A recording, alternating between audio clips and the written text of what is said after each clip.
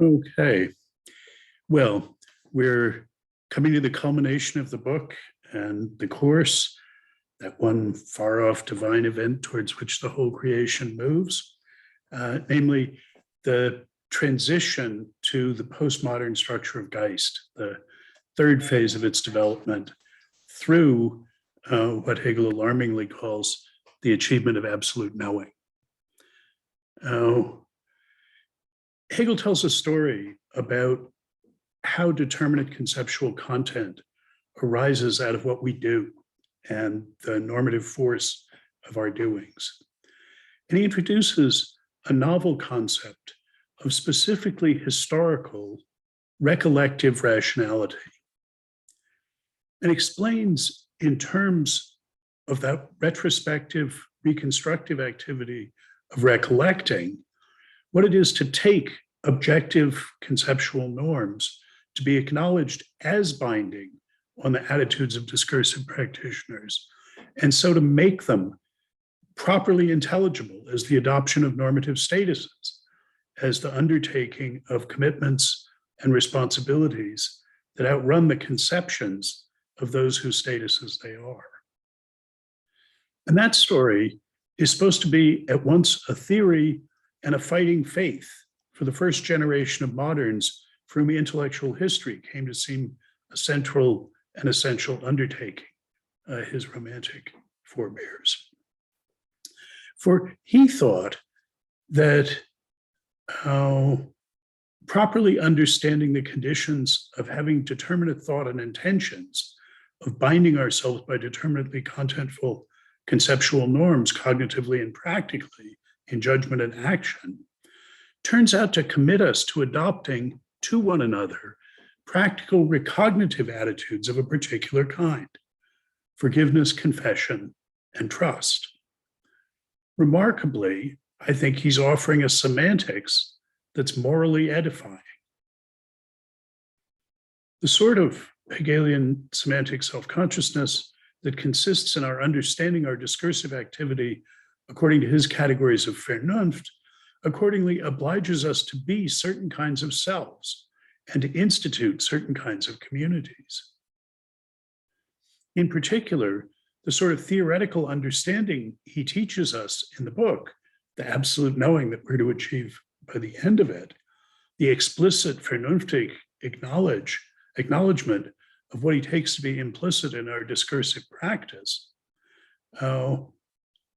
obliges us in practice to forgive and to trust one another, to be that kind of self and institute that kind of community. Accordingly, practicing the recollective, recognitive hermeneutics of magnanimity isn't just one option among others. A proper understanding of ourselves as discursive creatures is going to oblige us to institute a community in which reciprocal recognition takes the form of forgiving recollection, a community bound by and built on trust. Now, I want to describe that transition and use that as the basis for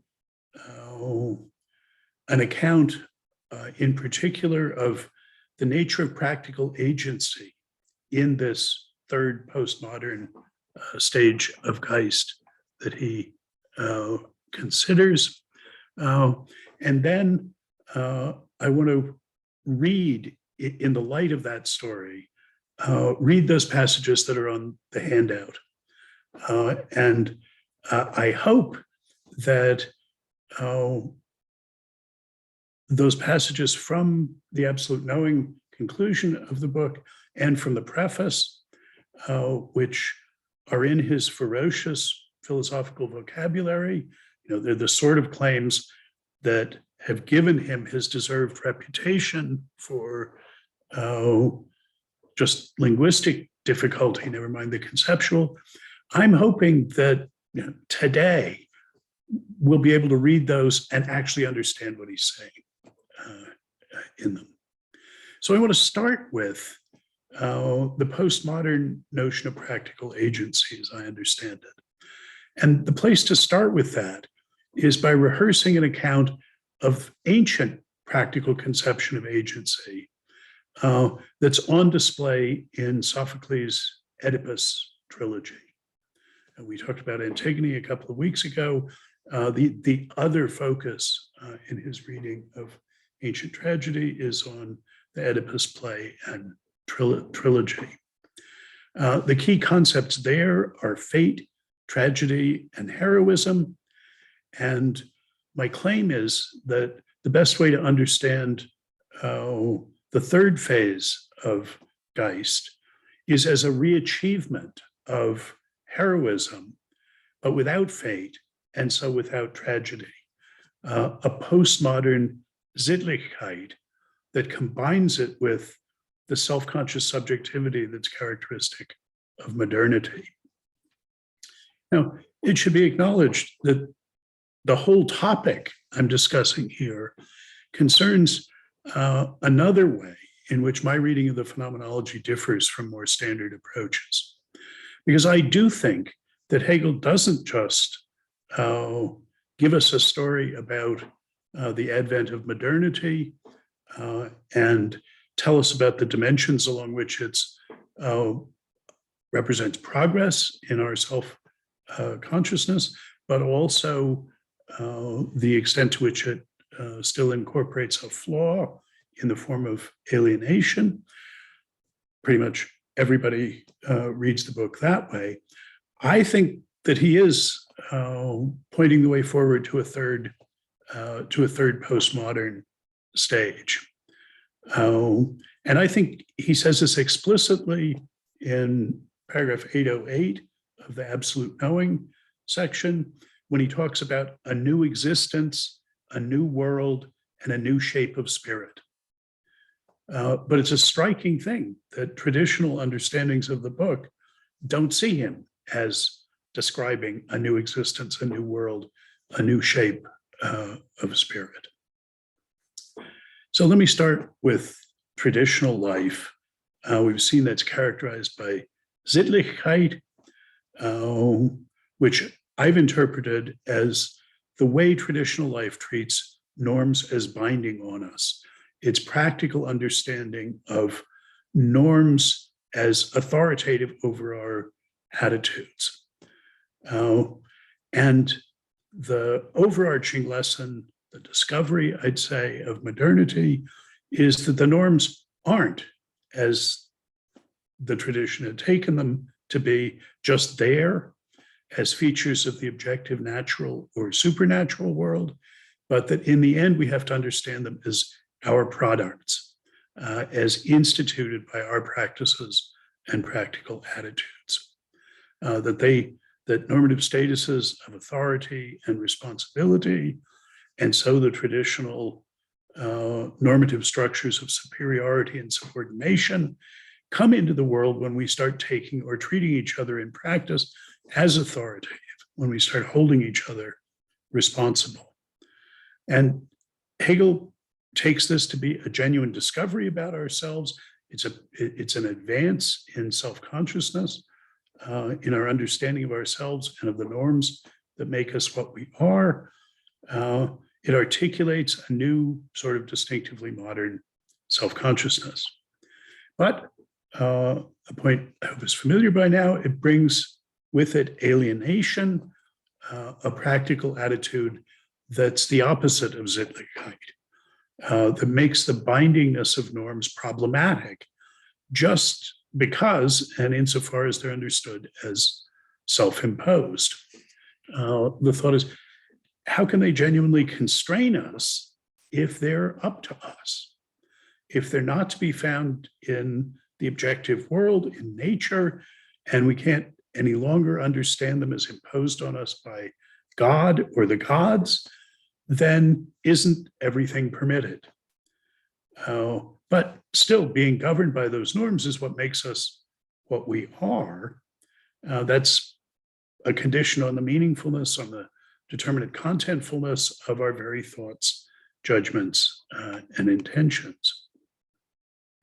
So what we need to do to move to the third phase is overcome alienation and the limitations inherent in the specifically modern version of self-consciousness, while retaining its progressive defining insight into our role in the institution of discursive norms. We have to first theoretically and then practically reconcile the traditional appreciation of the status dependence of normative attitudes, that is, their bindingness of the norms on our attitudes, with the modern appreciation of the attitude dependence of normative statuses. Remember, dependence, I'm reading on the side of subjects in a normative key as talking about responsibility. That's what will usher in the third postmodern age of Geist.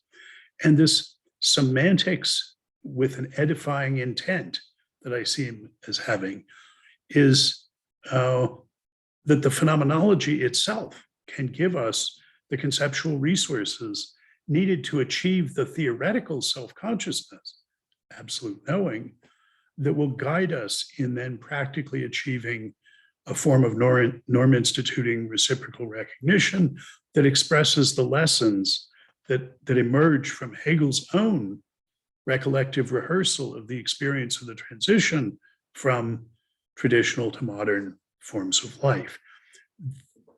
Seeing that we're all already implicitly committed to instituting norms by adopting a certain structure of recognition.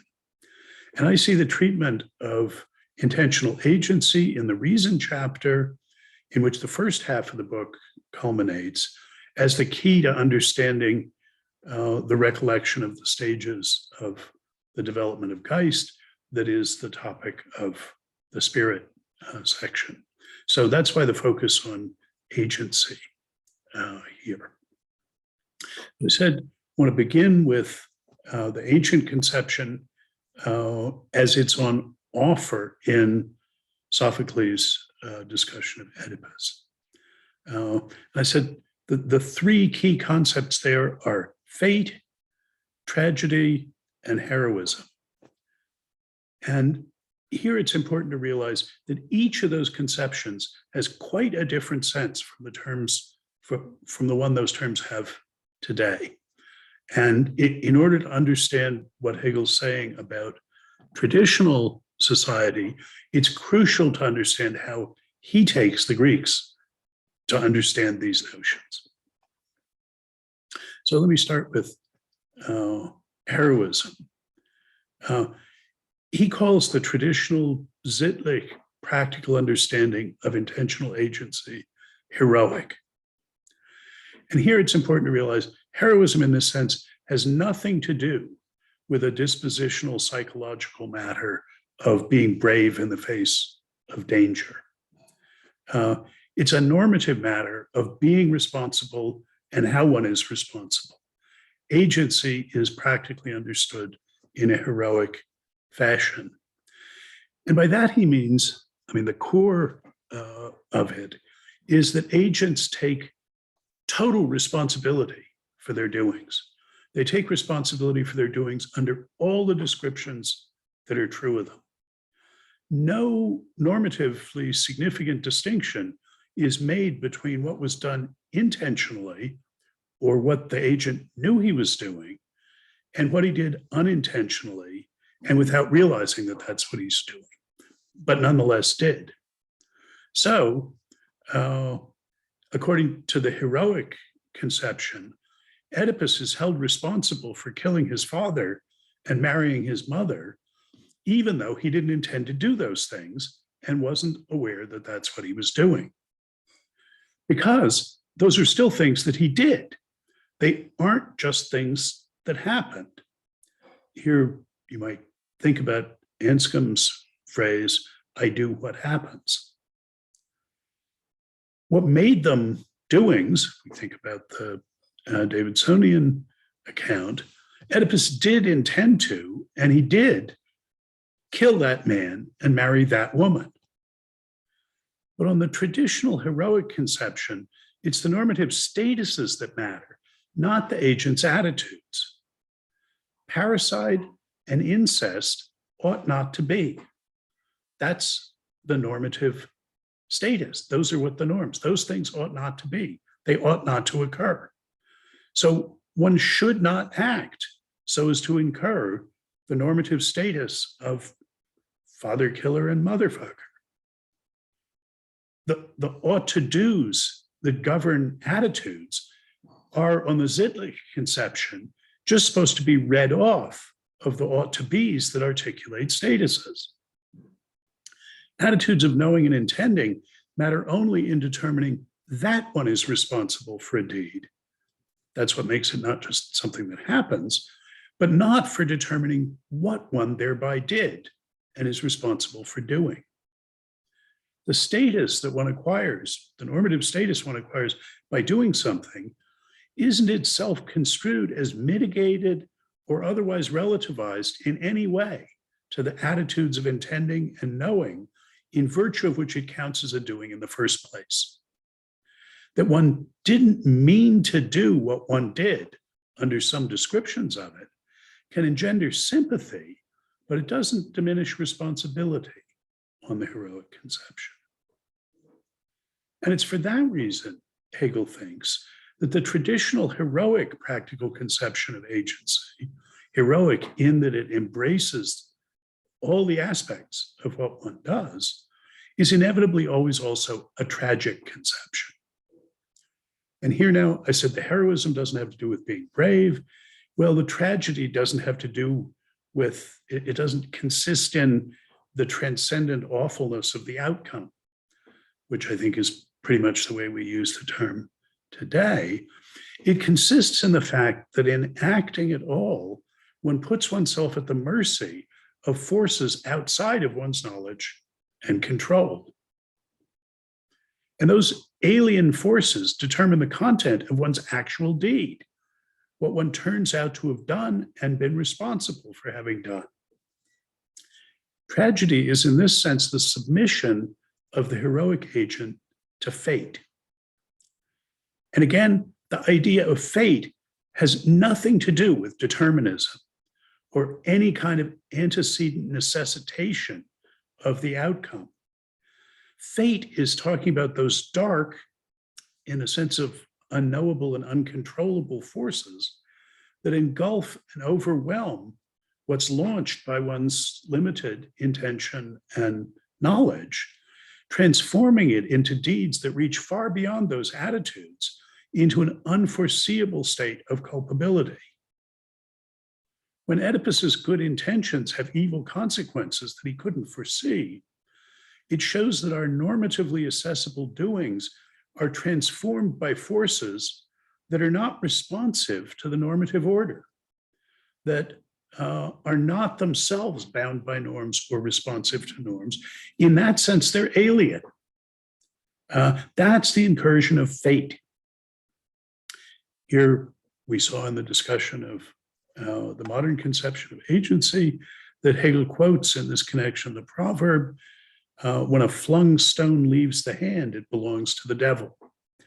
You don't know whether it's going to hit someone in the head and kill them or miss them and not be a killing.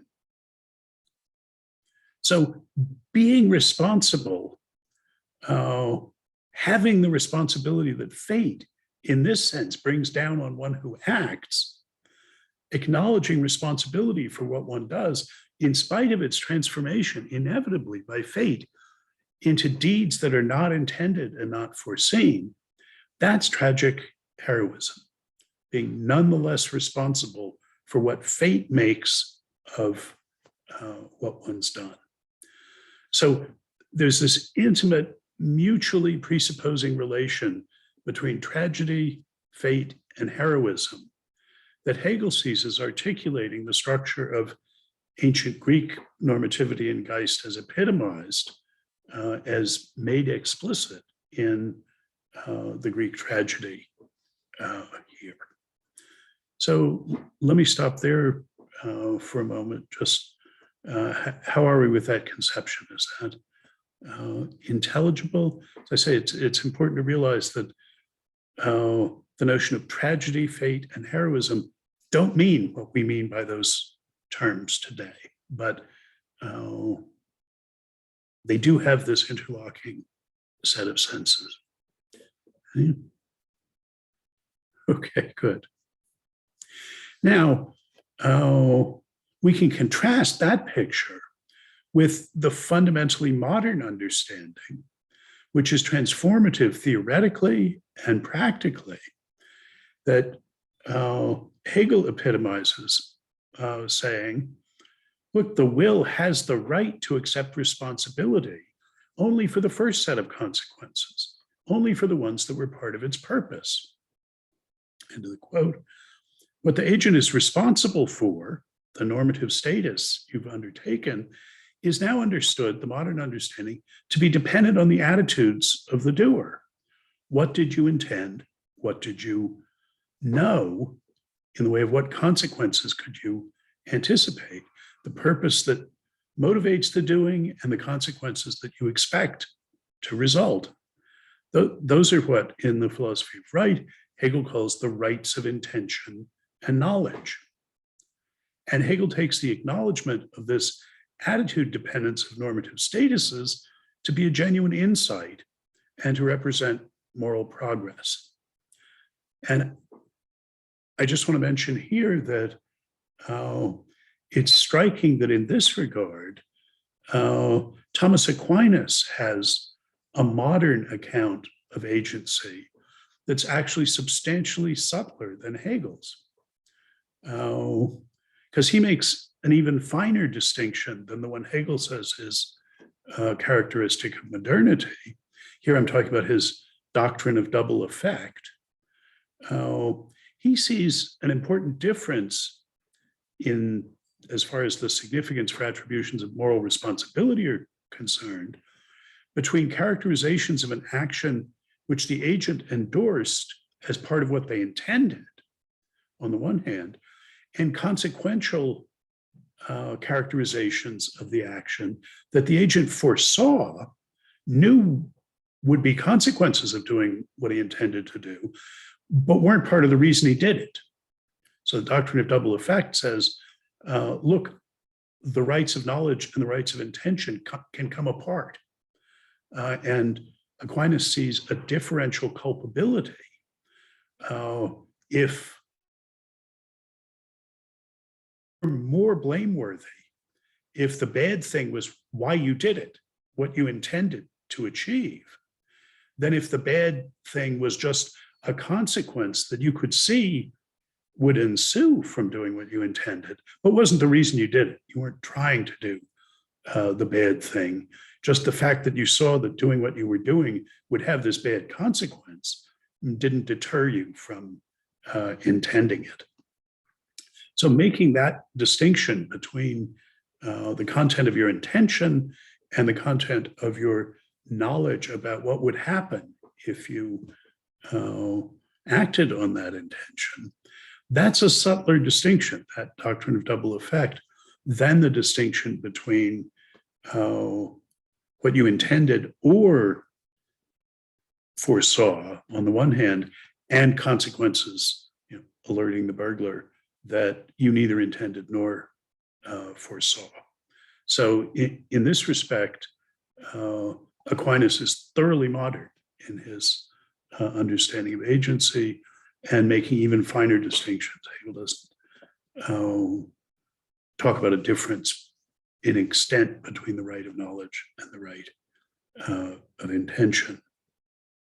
But he does say that this is of the essence of the transformation into the modern conception in the philosophy of right. He says, quote, "The heroic self-consciousness, as in ancient tragedies like that of Oedipus, has not yet progressed from its unalloyed simplicity to reflect on the distinction between deed and action, Tat and Handlung, between the external event and the purpose and knowledge of the circumstances, or to analyze the consequences minutely, but accepts responsibility for the deed in its entirety."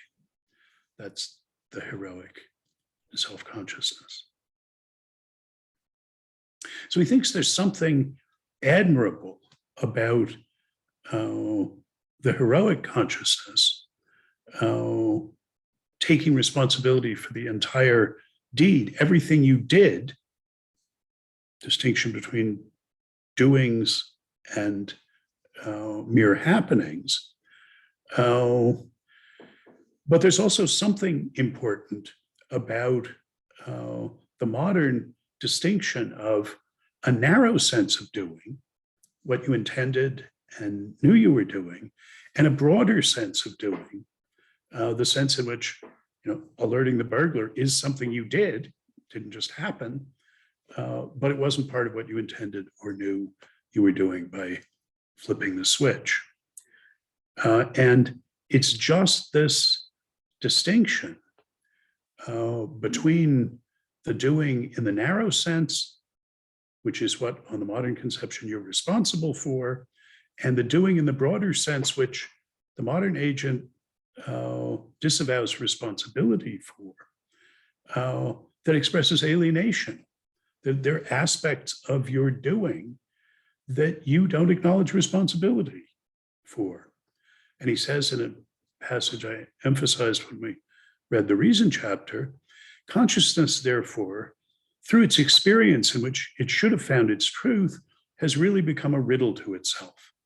The consequences of its deed are not the deeds themselves. What befalls it is for it, not the experience of what it is in itself. The transition is not a mere alteration of the form of some content, of the same content and essence, from being inner to being outer, presented now as the content and essence, and again as the object or outwardly beheld essence of itself. So in the sphere of agency, alienation expresses itself in this distinction among the things you genuinely did between the things you acknowledge and are held responsible for, and things that are done. They're not mere happenings, but which are not normatively significant. And so what's going to be required to move to the third stage is to combine the insight that was expressed in distinguishing the narrow sense of doing from the wide sense of doing with the heroic acknowledgement of the normative significance of the whole doing. So there's no part of what was done that is outside the realm of responsibility. Postmodern agency has to be understood as re-achieving a kind of heroism, but now without the notion of fate, and so without tragedy. What showed up in the traditional notion as fate, in the postmodern conception will just be contingency or immediacy, which is to be given the normative shape of necessity. It's to be mediated by normative attitudes. But as with traditional heroic agency, there's going to be no part of the deed that's attributed to the agent for which no one is responsible. There is no incursion of alien in the sense of non-normative forces. And roughly the idea is that the modern insight will be retained in terms of what the agent takes responsibility for, but the rest of the doing is not outside the normative realm of responsibility, because the community takes responsibility for the rest of it, so that nothing is outside the normative realm. Now, that's a tall order to describe a form of agency like that. What can you mean that in addition to the responsibility that's distinctive of individual agency, nothing gets done except by individuals. They acknowledge responsibility in the narrow modern sense, and that's what's attributed to them. But the idea is that there's a correlative responsibility for that doing on the part of the other members of the recognitive community, those who are exercising their recognitive authority by imputing the deed, taking the agent to have done it, and holding him responsible for it in the narrow sense. But in the postmodern structure, as I understand it, of normativity instituting recognitive practices, the agent's recognitive community has a correlative responsibility. The agent needs to confess the aspects of his doing that are not simply reflective of normative statuses, but the community then has the responsibility to forgive it. And we saw this last time in the allegory of the penitent agent and the breaking of the hard-hearted, of the heart of the hard-hearted judge. This was the final form of reciprocal recognition as confession and forgiveness. What one confesses is that one's practical attitudes and what one actually is are not just the way the norms require them to be. And forgiving is incorporating the doing confessed in a distinctive kind of recollection, a rational reconstruction of a sequence of doings containing it as expressively progressive, in the sense that the forgiving recollection exhibits the deed in an episode in the fitful, halting, partial, imperfect, but cumulatively progressive trajectory in which it's situated, that has the visible form of the emerging into explicitness of a determinately contentful norm, that those who are forgiving the deed that was confessed can themselves endorse and say, look, this is as it ought to be. What you did is as it ought to be. That's the content of the forgiveness. It's a way of recognizing the doer, holding him responsibility in the form of forgiving. And I take it that recollective forgiveness is the key, Hegel thinks, to understanding norm governedness in general.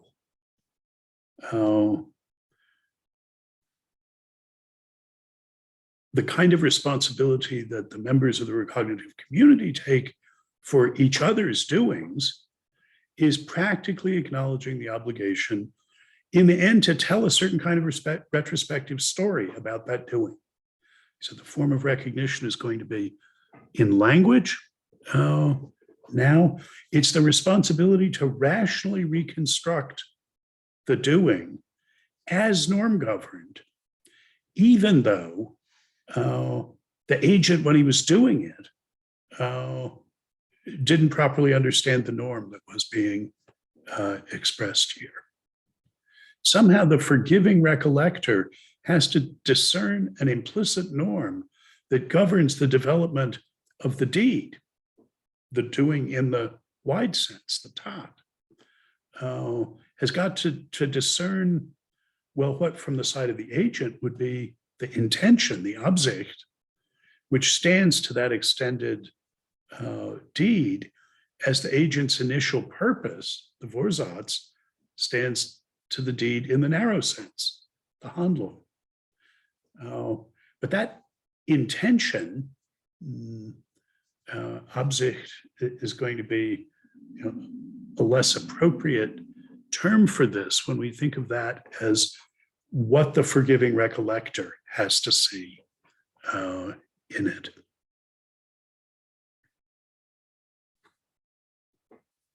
Now, yeah, Katja. Can we say that the first kind of agency, the heroic agency, is a non-social kind of agency. The second one is an anti-social sort of normativity or agency, and the third one is a real social kind of activity. Because in the first case, the social the community doesn't play any role. There are just the norms, and the norms have to be obeyed.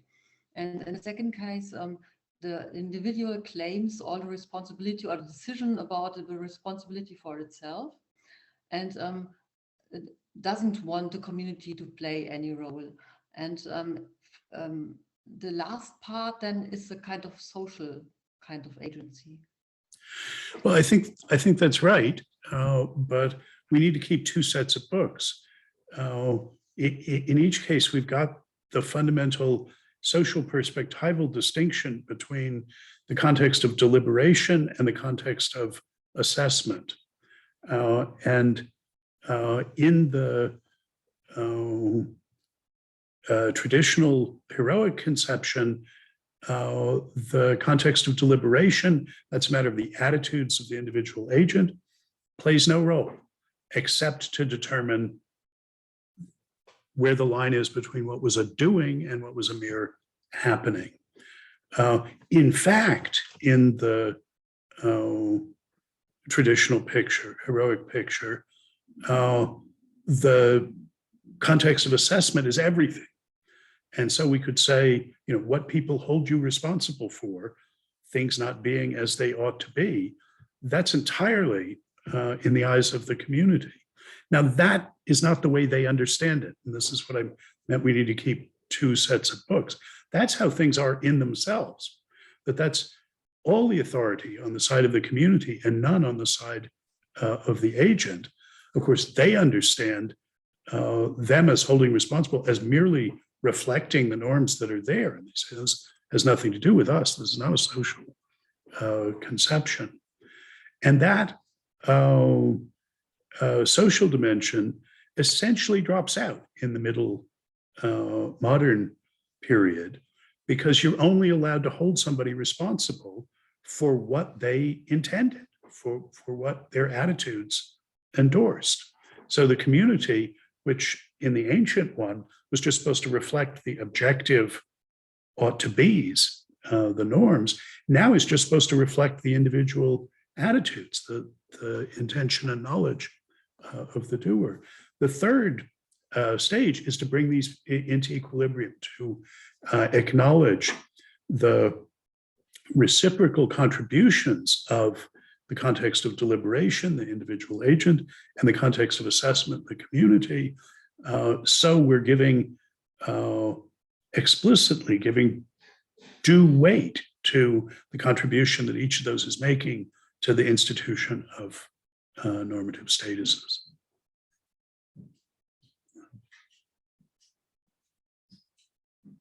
Now, it is going to be the case that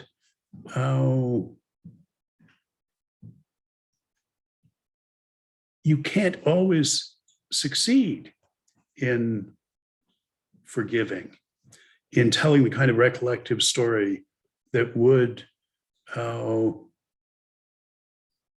retrospectively make the action have been just what was required by the norm, that would bring the doing into line with the ought to be's.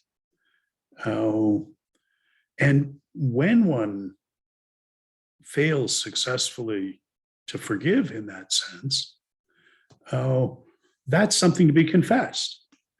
One is failing in one's duty to appropriately recognize one of one's fellows if one fails successfully to forgive. And that's a normative failure that is itself to be confessed.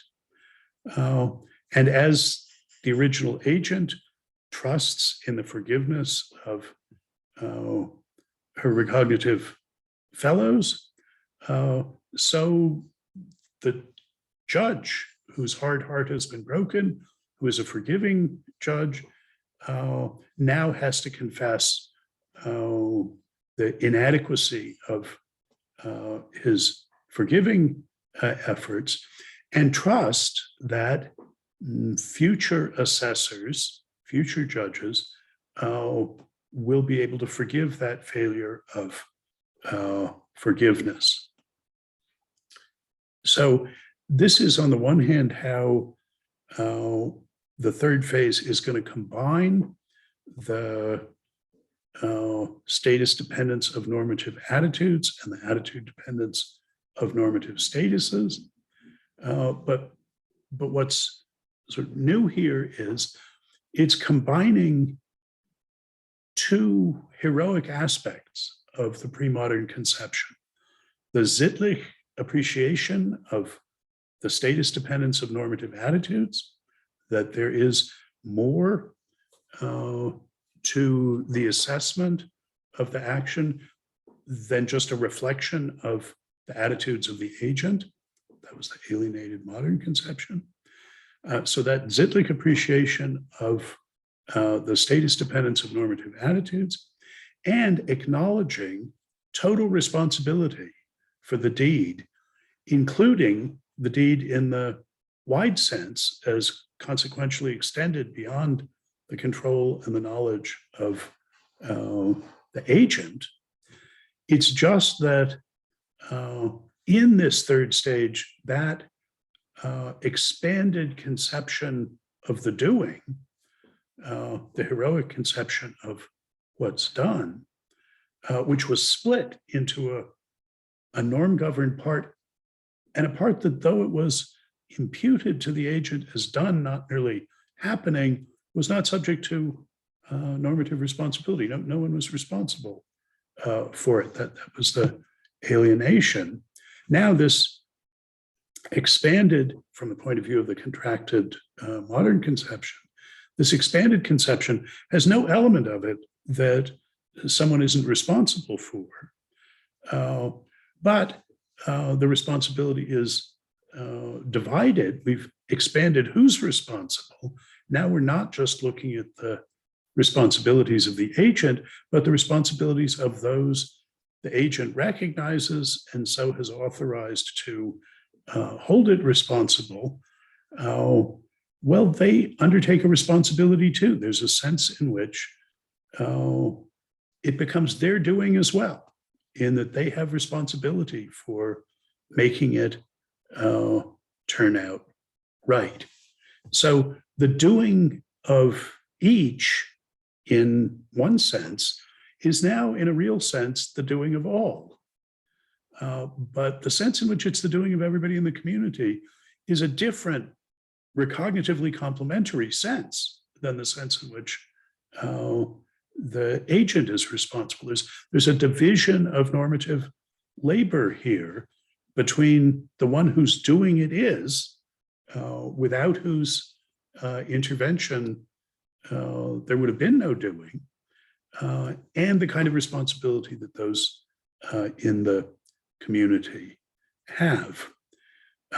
Nonetheless, this is the recognitive structure that Hegel talks about as the I that is we and the we that is I, where the community, the agent, confesses the inadequacy of her own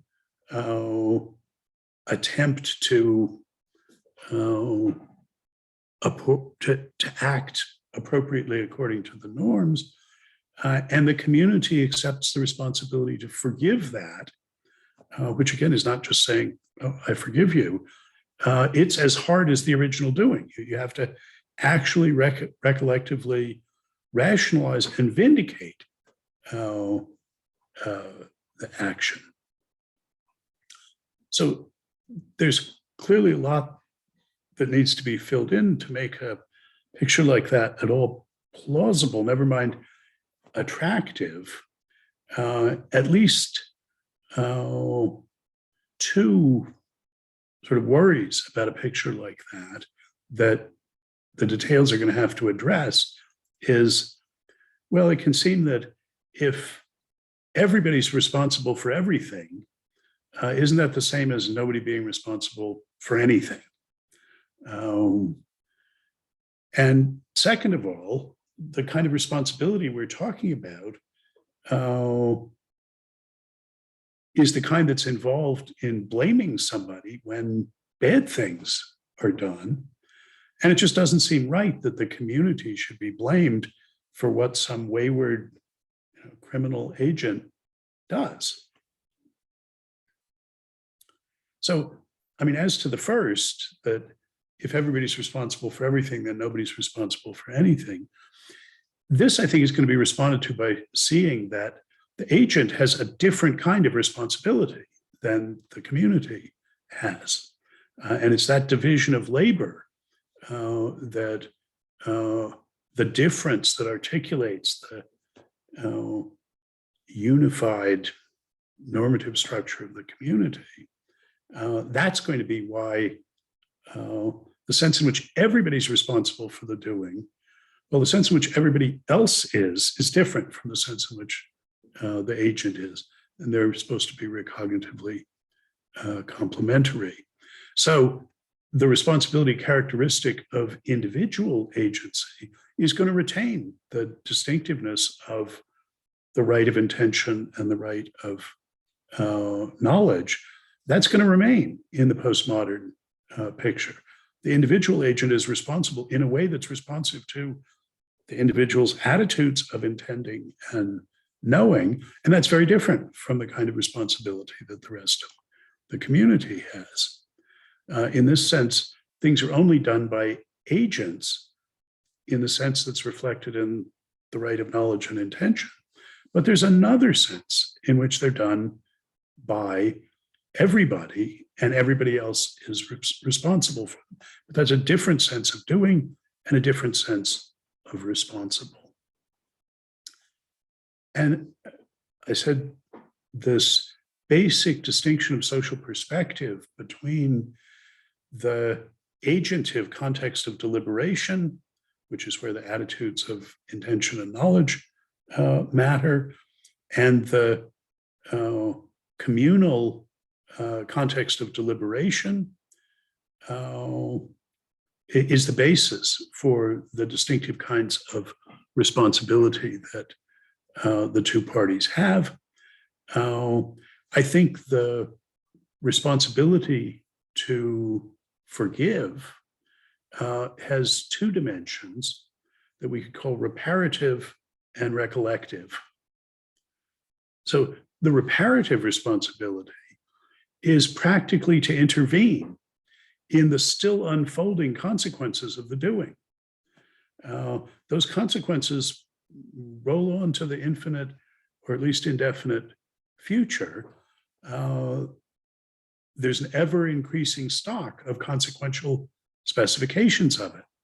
The deed is never done, and part of the generous, forgiving, edelmütig way of holding somebody responsible for what they do is to acknowledge responsibility for helping them make it turn out well. The consequences that are still rolling on are not uniquely the responsibility of the agent. All of us who recognize the agent and take recognitive responsibility for forgiving it, now we're all in the boat of trying to make this turn out well. By making true new consequential specifications of the deed. Well, but what counts as better? Making it turn out right, giving it better consequences.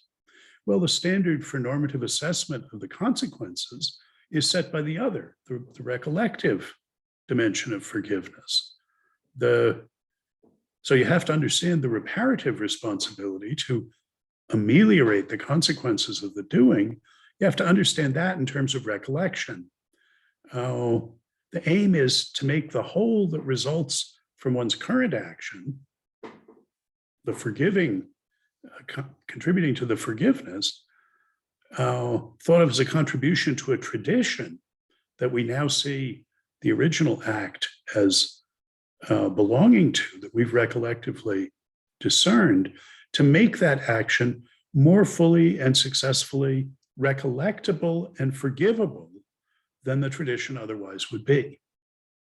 So I think conceptually, it's the notion of forgiving recollection that is doing the work.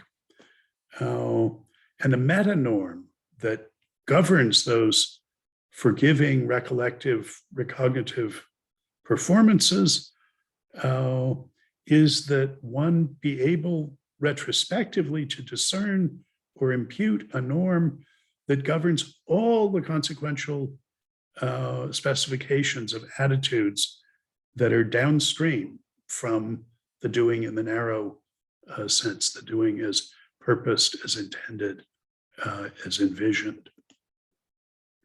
So the forgiving agent is going to have to be able to endorse that norm and say, okay, that's the way things should be. And in fact, what was done was a contribution to things being as they should be. And your responsibility to forgive, you're taking co-responsibility for it.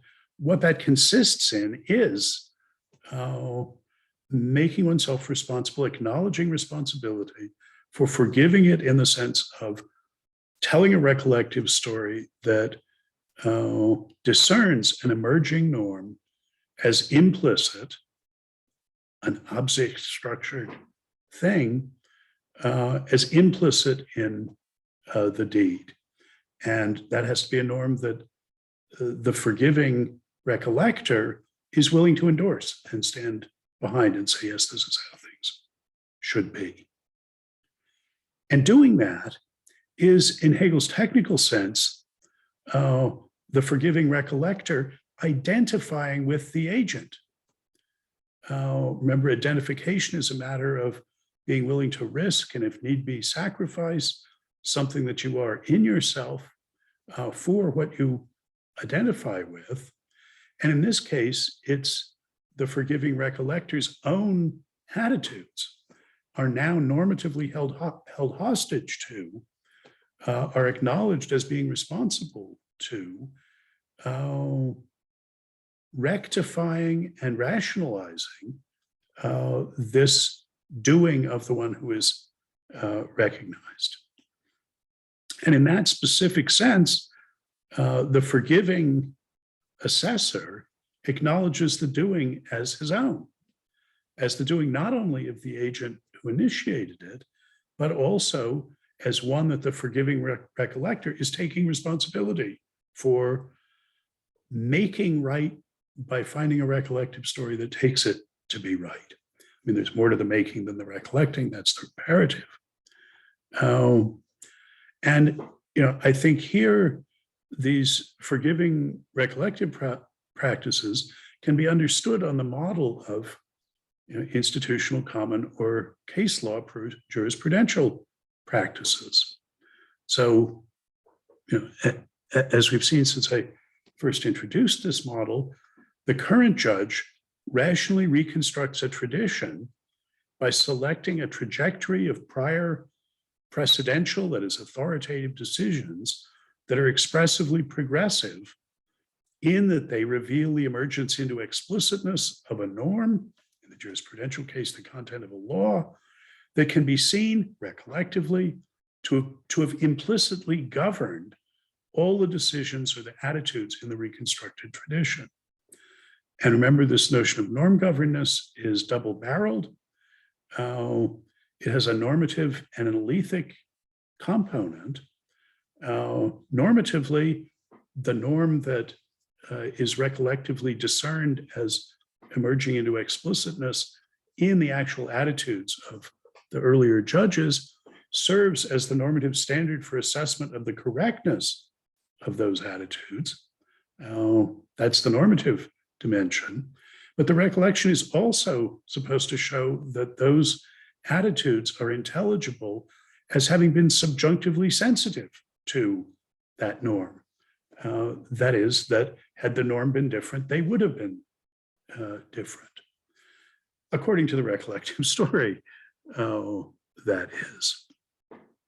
Now, again, the recollecting judge is going to fail to incorporate all the actual attitudes into this rationalizing, recollective, forgiving story. And insofar as the forgiving judge has to treat some of the previous decisions as incorrect, according to the best norm he can find emerging there, that is, as not forgiven by that recollection, as not shown to have been as they ought to be, according to the norm that's discerned, that's a failure of forgiveness, a failure of generosity that needs to be confessed as well, that the forgiving judge has to say, well,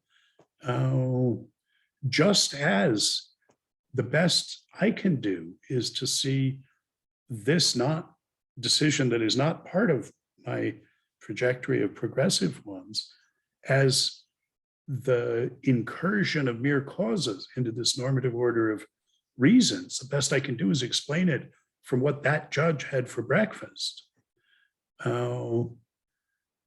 So I confess that I failed fully to forgive this tradition, to rationalize all the actual decisions. And I hope that someone will be able to forgive my decision, my failure here, and not simply see my failure as the result of what I had for breakfast, that is, of causal forces that intruded into the normative realm. So on this account, forgiving is itself a kind of doing, but a very special recollective kind. And the postmodern form of life arises when the recognitive attitudes that institute its norms take the form of rationalizing, forgiving recollection, when that's the form of recognition. So here's the sort of last bit of this picture. So what if some things are just unforgivable? They're just too hard to forgive. If the subject of the attitude being forgiven is part of a larger enterprise of forgiving something upstream, but you just can't figure out a way to see it as dispositionally responsive to a norm or in accord with the norm. What if, as the Kammerdiener alleges, it's in fact only sensitive to attitudes, concerns particular to the agent, and is not norm responsive at all, neither in accord with the norm nor sensitive to it? It seems like sometimes the criteria of adequacy for successful recognition, both reparative, making it better, and recollective, sometimes it seems those are just impossible to satisfy. Something is literally unforgivable. And if we look back over the last 100 years or so, candidates are not far to seek. I mean, we might try and mitigate the consequences of evil doings, but maybe we just have no idea at all how to go about discerning the emergence of a governing norm that we could endorse and say, this is the way things ought to be. This was, in the end, a good thing to do. And that impossibility isn't just part of the radical, the cases of radical evil. Any recollective story is going to leave some things out.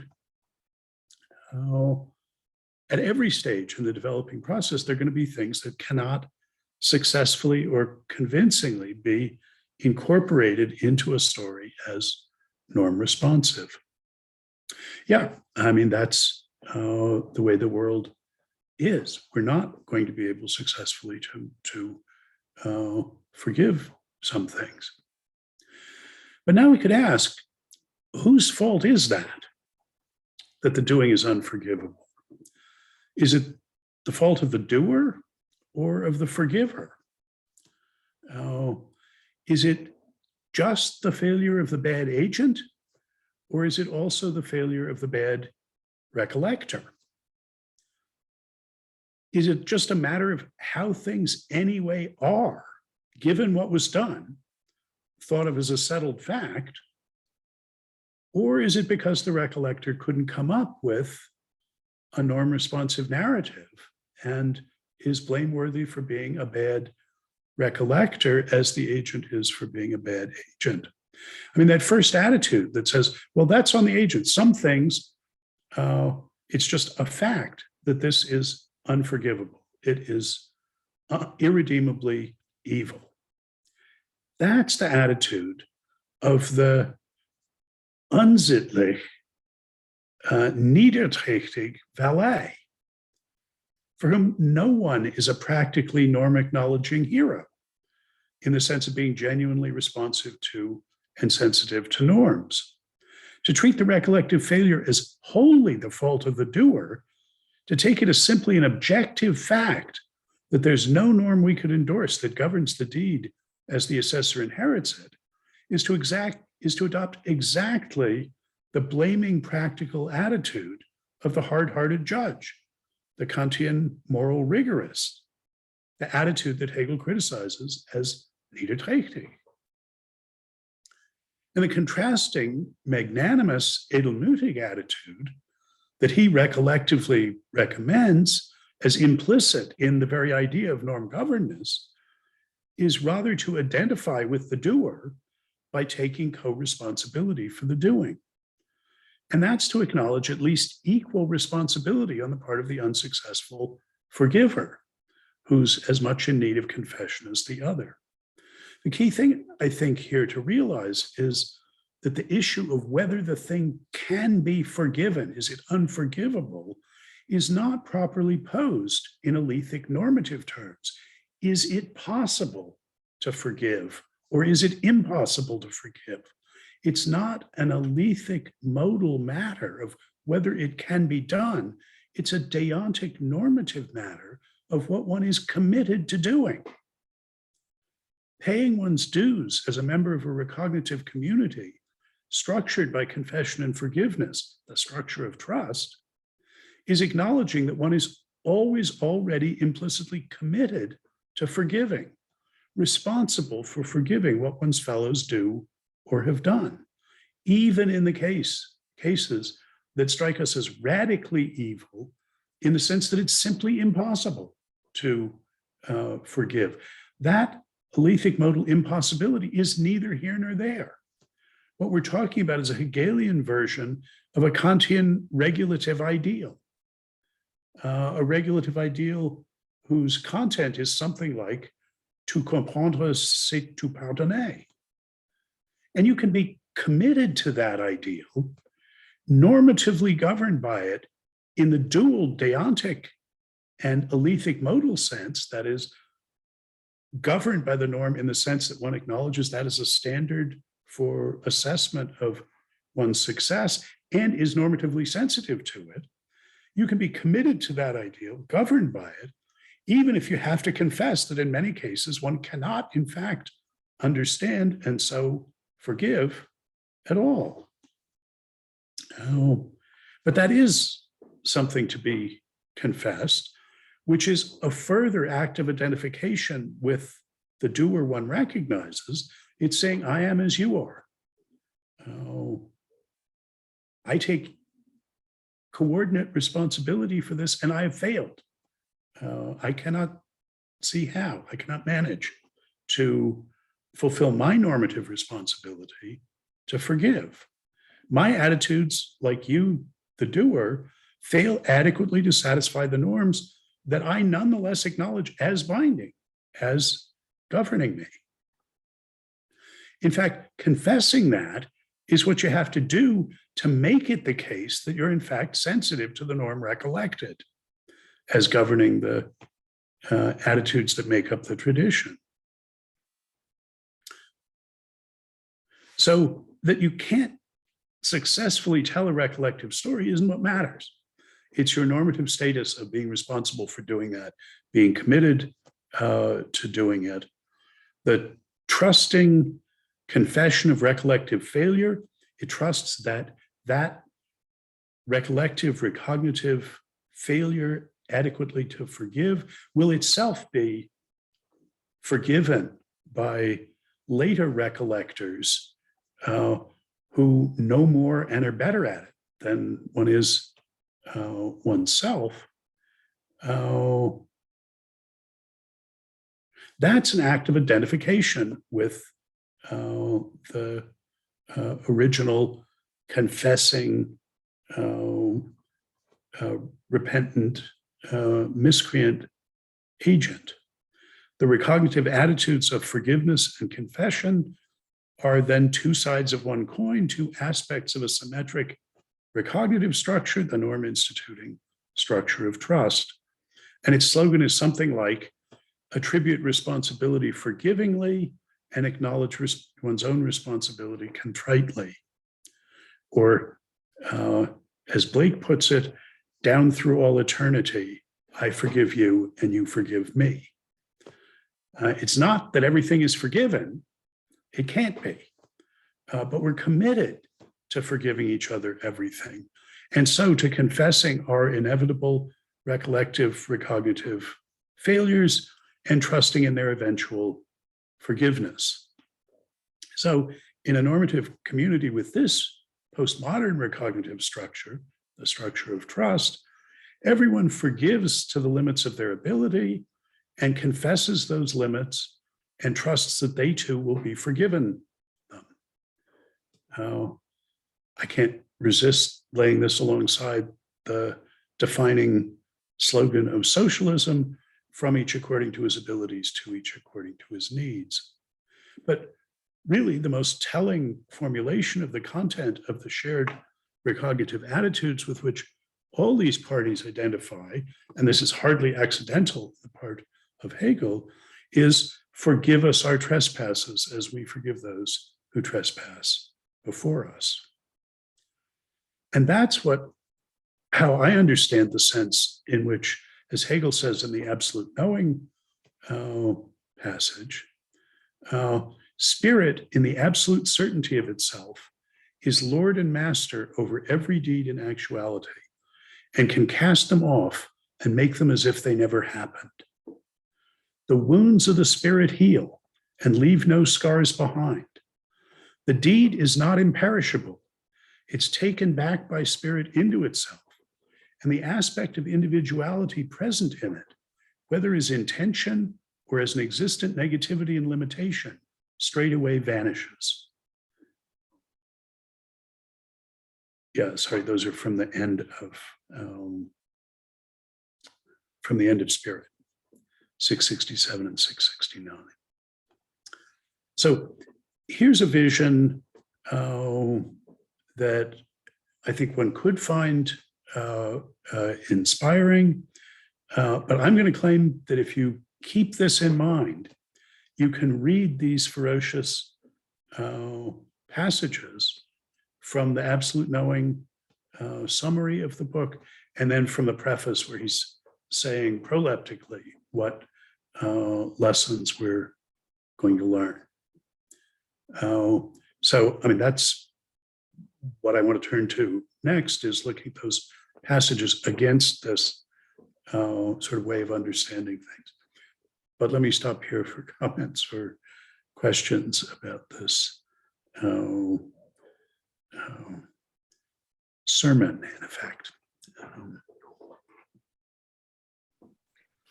I have a question.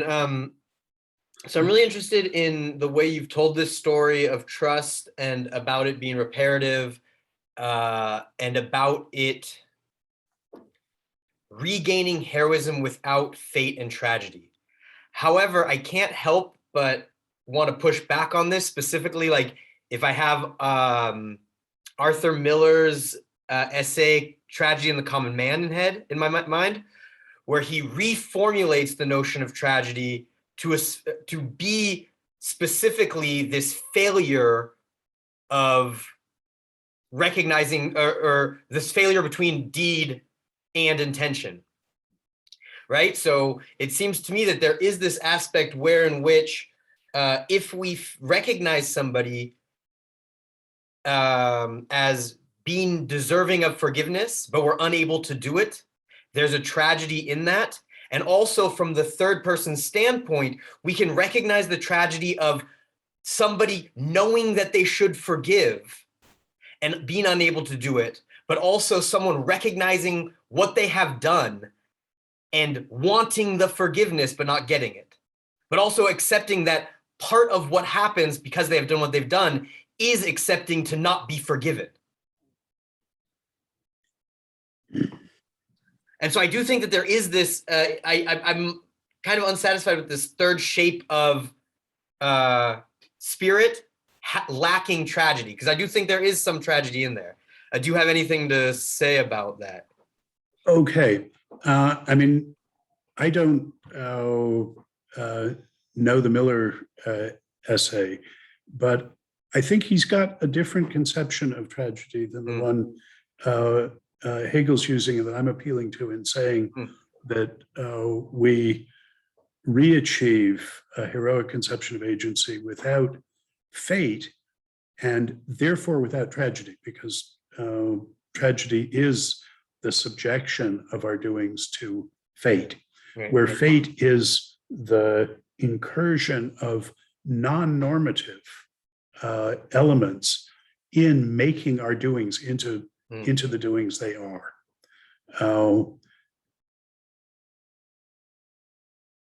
But the Miller thing is exactly, he's saying that the modern condition, he recognizes the Greek notion of tragedy, and then says the modern tradition or the modern condition is to get rid of fate, but we still do have tragedy. Well, the sense in which we don't have fate is that there's no non-normative incursion sort of acknowledged, right? We're committed to make what happens into something done, to give contingency the normative form of necessity, of having been in accord with the norm that properly governs assessment of it, serves as a standard for assessment of it. Now, the gap between what things are for consciousness and what they are in themselves, that doesn't go away. That's reality. But reality need not be construed tragically. And when we take this, when we explicitly acknowledge and practically sort of institutionalize in the form of a form of recognition, and so actually implement it, a conception where we acknowledge our responsibility to minimize and eliminate that gap, the gap between what is done and what ought to be. That's eliminating fate in the sense of this non-normative incursion. Well, it's eliminating it sort of normatively. It doesn't actually eliminate it. It's just acknowledging the commitment. We're all identifying with each other in the commitment to make everything happen as it ought. I think there's there's room for much more nuanced account of sort of the modern situation, and even if we think we're sort of on the cusp of the postmodern, what new things will there be there? Hegel's only making gestures at what this would be like. I'll remind you, he thinks that if we've properly understood him in reading the Phenomenology and have achieved absolute knowing, then we understand theoretically that this is how things are, and that we're always already implicitly committed to instituting a community with this recognitive structure, the recognitive structure of confession and forgiveness. Now, in order to know what that would be like, we have to actually do that. And he didn't think reading the Phenomenology was enough to do that. That's enough to realize that you're implicitly committed to doing that, but then you have to do it. And what will that be like? And will there be something that plays the same role in recognitive communities with that structure that alienation does in the modern ones? Further deponent saith not. That the owl only can look backwards and tell us what the next step looks like, but not where we'll be when we take it.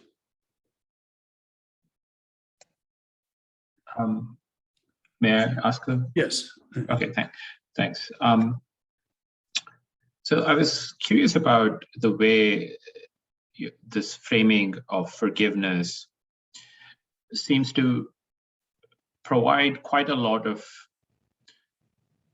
power to the recognitive community in its act of recollection. So when I was listening to your account of Hegel, I was sort of reminded of this poem by the Polish poet Zbigniew Herbert, where he's writing in the aftermath of the horrors of World War II, and he sort of writes, "Do not forgive, truly it is not in your power to forgive in the name of those betrayed at dawn." And that sort of struck me as saying that it's not possible for people who weren't the victims of some unforgivable act to forgive.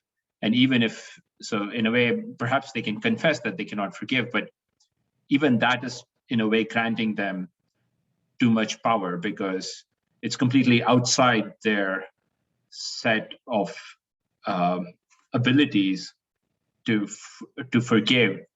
So they don't even need to confess in a way, because that's not their job. So what would you say to that kind of thing? I mean, I think there's two issues. And what I was hearing you report is he's saying, look, the only people who would have the right to forgive would be the victims, would be the ones who were wronged. And so it would be presumptuous of you. You would be arrogating to yourself an authority that you don't have. The issue of forgiveness doesn't even arise for you latecomers who were not the victims of this. And then the second one is that could be formulated in terms of impossible.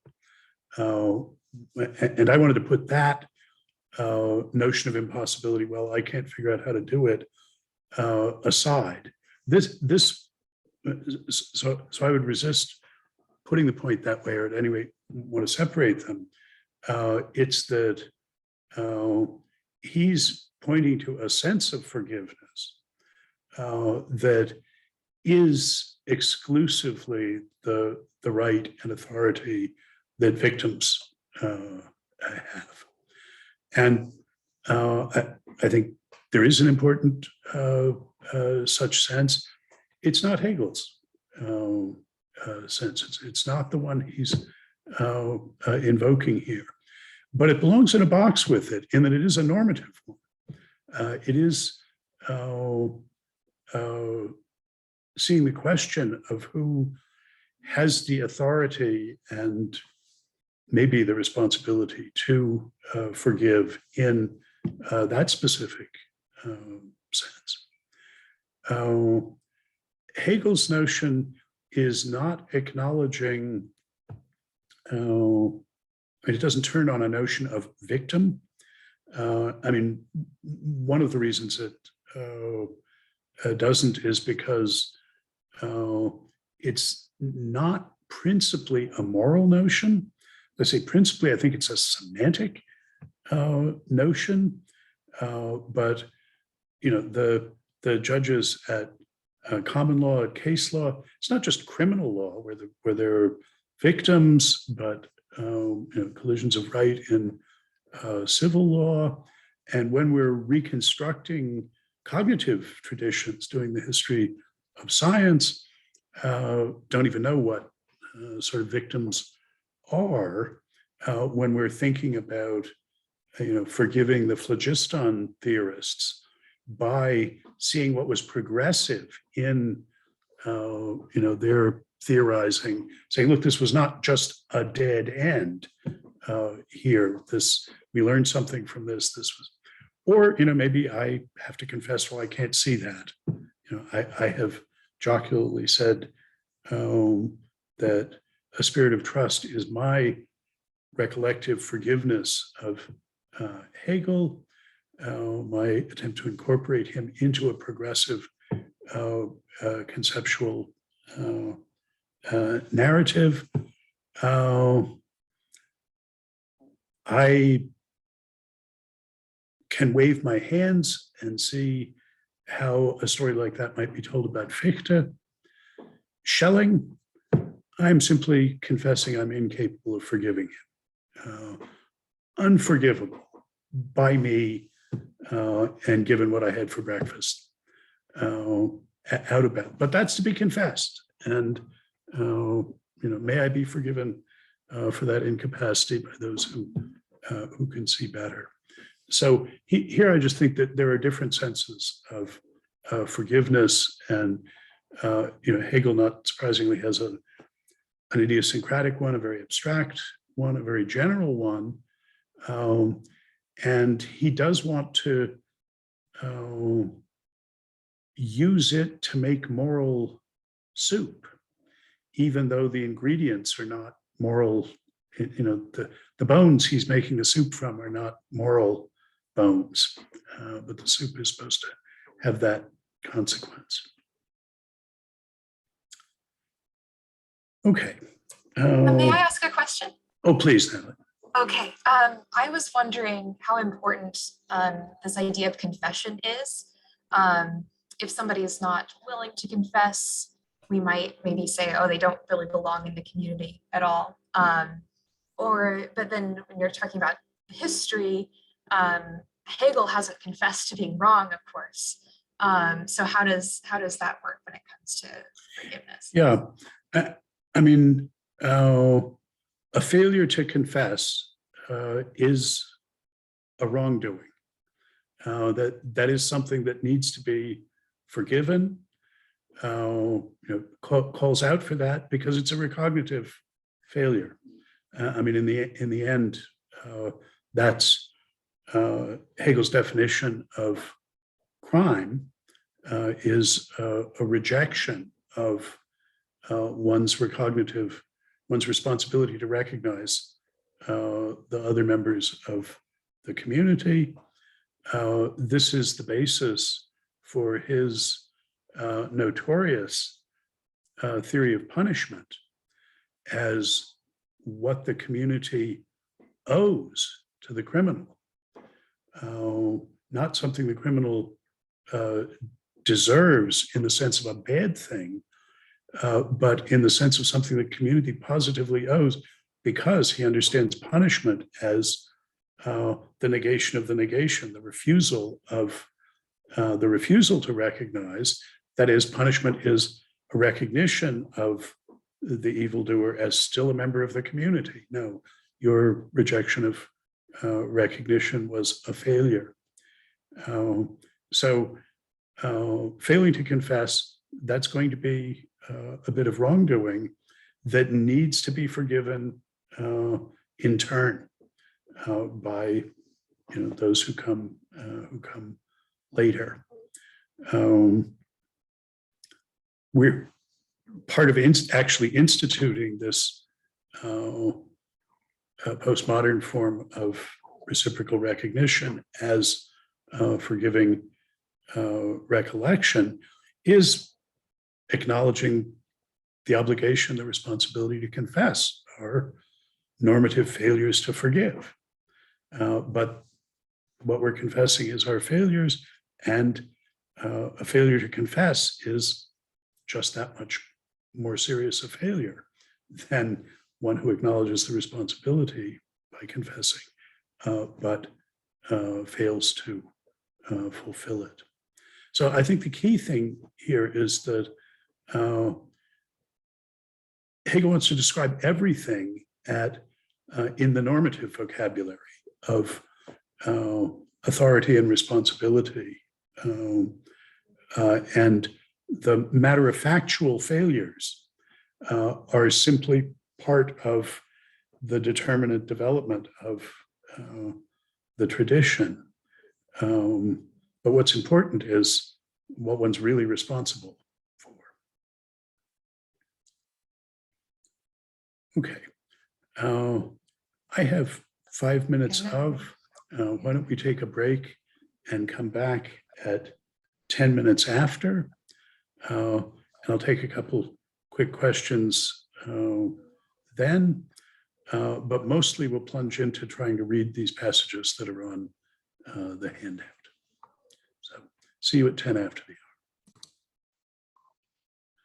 hour. Welcome back. Yeah, I think Katja, you had a question? And just remark, because well, this is really a moment for a German to have to struggle with this kind of theory, because the Third Reich naturally and the Holocaust are exactly the things which seem to be which are unforgiving, and I think that's yeah, that's really hard to put this into the structure, and I kind of understand that forgiving has nothing to do with finding something good in it, but even the relativizing or rationalizing is very difficult. I think at least what the least one can do is to accept that it is part of a history, part of a narrative about Germany, which had consequences which are not totally bad, but there was a kind of development to the positive, I think. But yeah, and yeah. you know, I have no particular wisdom to offer as to how one might go about applying this. As I say, I find it in many ways inspiring vision, but to actualize it in these cases, I have no advice to give there, and so it may be that Yeah, sure. we're simply incapable. Yeah, sure. Yeah. I just had Okay. the need to say something like this, so because I think that's the role as a German one has to play. Sure. So I've been talking about the practical and recognitive aspects of Hegel's view, particularly the theory of agency. This is something like the edification that his broadly semantic account is supposed to afford us. And I think it's worth reminding ourselves, just before we try and read these pages, about the cognitive and semantic aspects of it in order to better understand the summaries that he's going to give. So if we think back to the notion of experience that he introduced all the way back in the introduction, we can see that the notion of experience has these phases, 3 phases for him. After the reason section, we're thinking not just of the experience of error, but the full test, operate, test, exit cycle of perception, thought, and action, followed by perception of the results of the action, initiating a new cycle.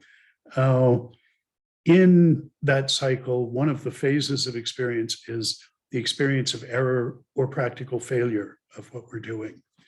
And the second one is trying to repair that, alter our commitments, our attitudes in such a way that we no longer find ourselves with commitments, doxastic or practical, that are by our own lights incompatible.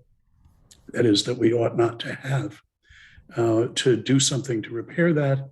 And then there's the recollective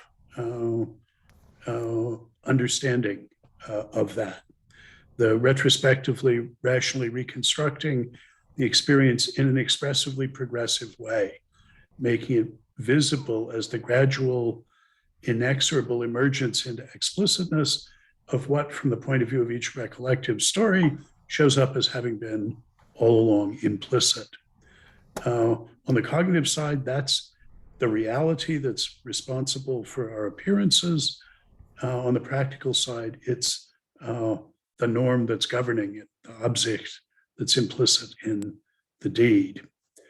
And what emerges from this recollection is, in one sense, the product of this recollective process, a process that essentially has both prospective and retrospective historical perspectives on it, sort of lived forward but recollected, understood backwards.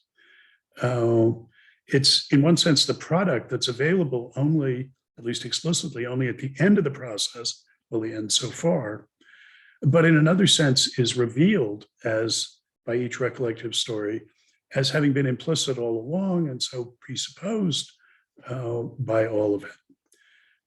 So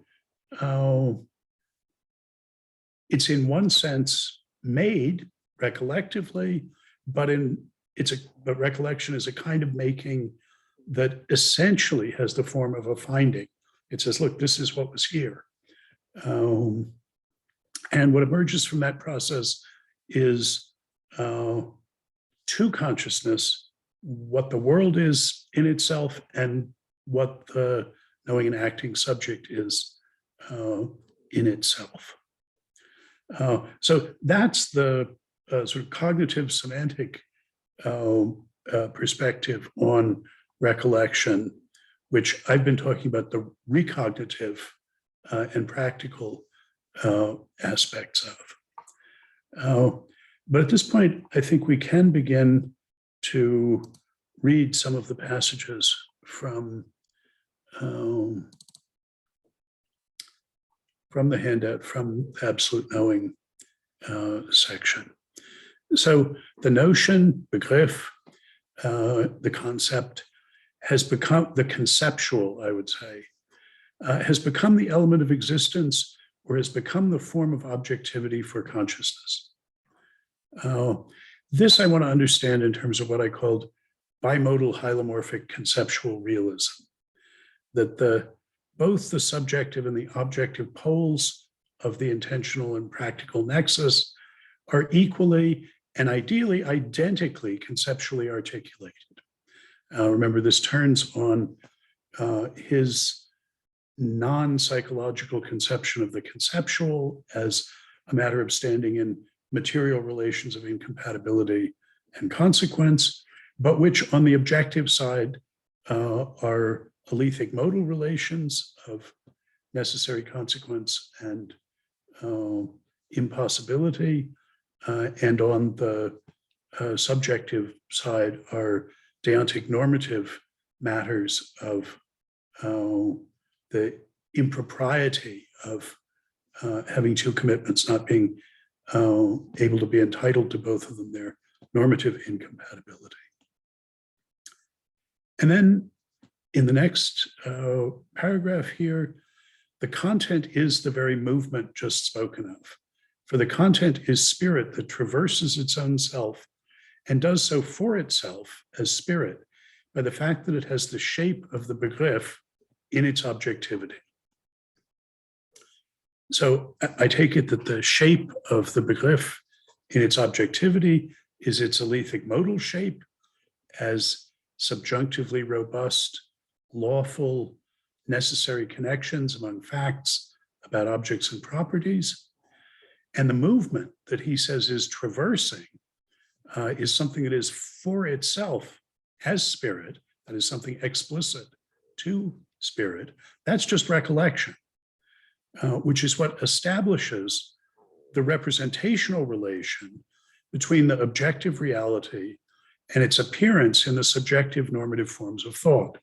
So we've recollected all of these appearances, our doxastic commitments, as appearances of the reality that we say implicitly was governing this process of its emergence are realizing how things are in themselves. It was governing it in the dual sense of providing the normative standard for assessments of the correctness of our attitudes, of the appearances, and as what, according to the recollection, those appearances were subjunctively sensitive to, that they would have been different if the reality had been different. And what comes out at the end then is the claim that what's emerged from all of this is what's referred to or represented by all of the representings in the tradition that has been rationally reconstructed as expressively progressive, as the emergence into explicitness of this represented reality. So spirit traversing itself, he also talks about rehearsing its moments, is spirit going through the cycle of perception, thought, and action, and the perception of the results of the action, the first prospective, destructive phase of the experience of error and failure, and then the second recollective, reconstructive, retrospective, constructive phase of experience. And we're to understand that movement as the determination of content, the determining of content, both in the sense of making it, in that the recollection is actively coming up with a norm that it sees as having been implicit all along, and determining in the sense of finding. So, determining can be making it more determinate, but also it's finding out what that content was all along. So that's what I think he's talking about, the content being the movement, the spirit that traverses its own self. So on the picture of experience as involving recollection, I think we can understand what he says there. Going on, for experience is just this, that the content, which is spirit, well, remember, geist is supposed to be all the normatively significant goings on. And so content is normatively articulated. It is the what takes determinate shape and gives determinate shape to spirit, is in itself substance and therefore an object of consciousness. But this substance, which is spirit, is the process in which spirit becomes what it is in itself. And it's only as this process of reflecting itself into itself that it is in itself truly spirit. It is in itself the movement which is cognition, the transforming of that in itself into that which is for itself, of substance into subject, or of the object of consciousness into an object of self-consciousness, i.e. into an object that is just as much superseded or into the begriff, the notion. So here I think we're seeing him invoke his expressive account of the representational dimension of discursive content, what it is for our experience to be to consciousness of objective reality, that is representing objective reality. Remember, in the Kantian sense, where what's represented exercises normative authority over assessments of the correctness of the representing, serving as a normative standard for such assessment. So we're trying to understand in terms of experience the ofness, the representational dimension of it. It's being of an objective reality. On the objective side, that's substance, which is, as what's represented, the object of consciousness.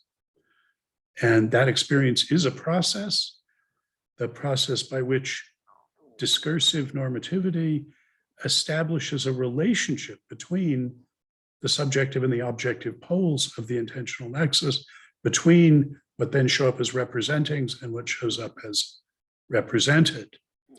And it is, as he says, a movement establishing the identity of the conceptual content of objective thought and subjective, of objective being and subjective thought, which is the identity of conceptual content.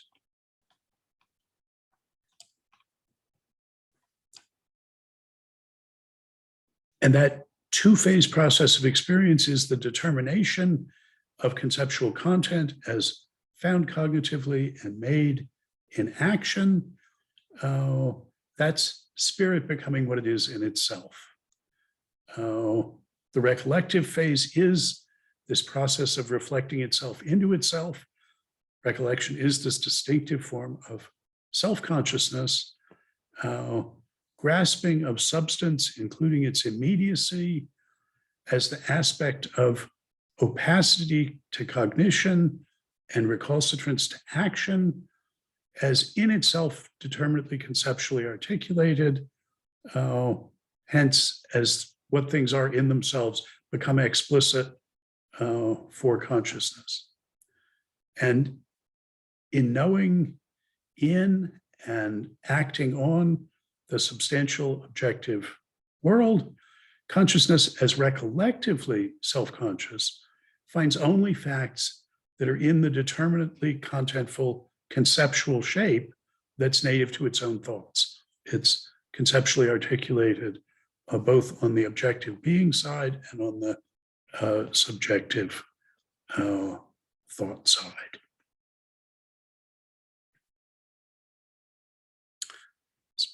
Continuing in his passages, spirit, however, has shown itself to us to be neither merely the withdrawal of self-consciousness into its pure inwardness, nor the mere submergence of self-consciousness into substance, objective substance, but spirit is the movement of the self, which empties itself of itself and sinks itself into its substance, and also as subject has gone out of that substance into itself, making the substance into an object and a content at the same time as it cancels this difference between objectivity and content.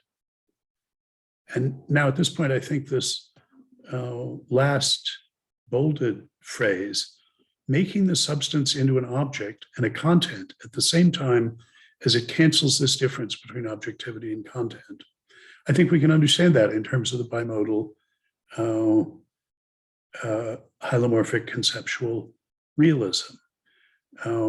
It's making the substance into an object as something represented, something that experience is of or about, but it's also a thinkable content at the same time. It's conceptually articulated. It's what becomes explicitly something for consciousness.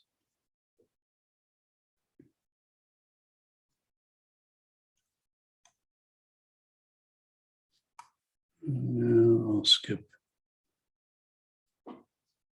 that next one. In 805, in this knowing then, spirit has concluded the movement in which it has shaped itself, insofar as this shaping was burdened with the difference of consciousness, a difference now overcome. The content, in accordance with the freedom of its being, is the self-alienating self or the immediate unity of self-knowledge. The pure movement of this alienation, considered in connection with the content, constitutes the necessity of the content, the necessity that's normative. The distinct content as determinate is in relation, is not in itself, it is its own restless process of superseding itself or negativity. Therefore, negativity or diversity, like free being, is also the self. And in this self-like form in which existence is immediately thought, the content is the notion, the begriff.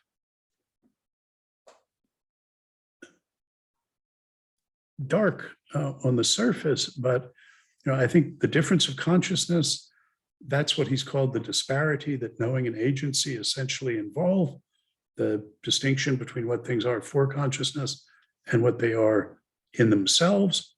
And that's overcome when the recollective phase of experience establishes the identity of content. The content now in objective form, now in subjective form, that also is, on his expressive account of representation, what it is for them to stand in normative representational relations. And that's the result of the recollective reconstruction of an expressively progressive trajectory of experience that exhibits it as the emergence into explicitness for consciousness of what shows up as having always all along implicitly governed that process of revelation in appearance. And once again, that governance is of two sorts.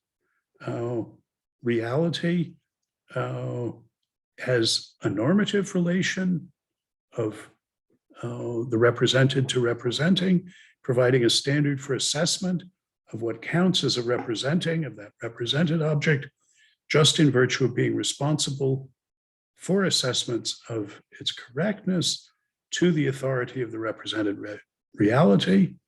And there's an alethic governance in that, according to the recollected, reconstructed, expressively progressive tradition, the actual attitudes of applying the concepts cognitively in judgment and practically in intention were in fact subjunctively sensitive to the norms of correctness that govern them.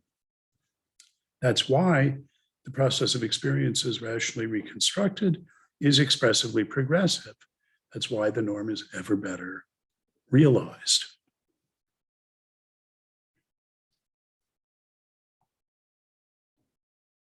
And in that same paragraph, the form of the notion unites the objective form of truth and of the knowing self in an immediate unity.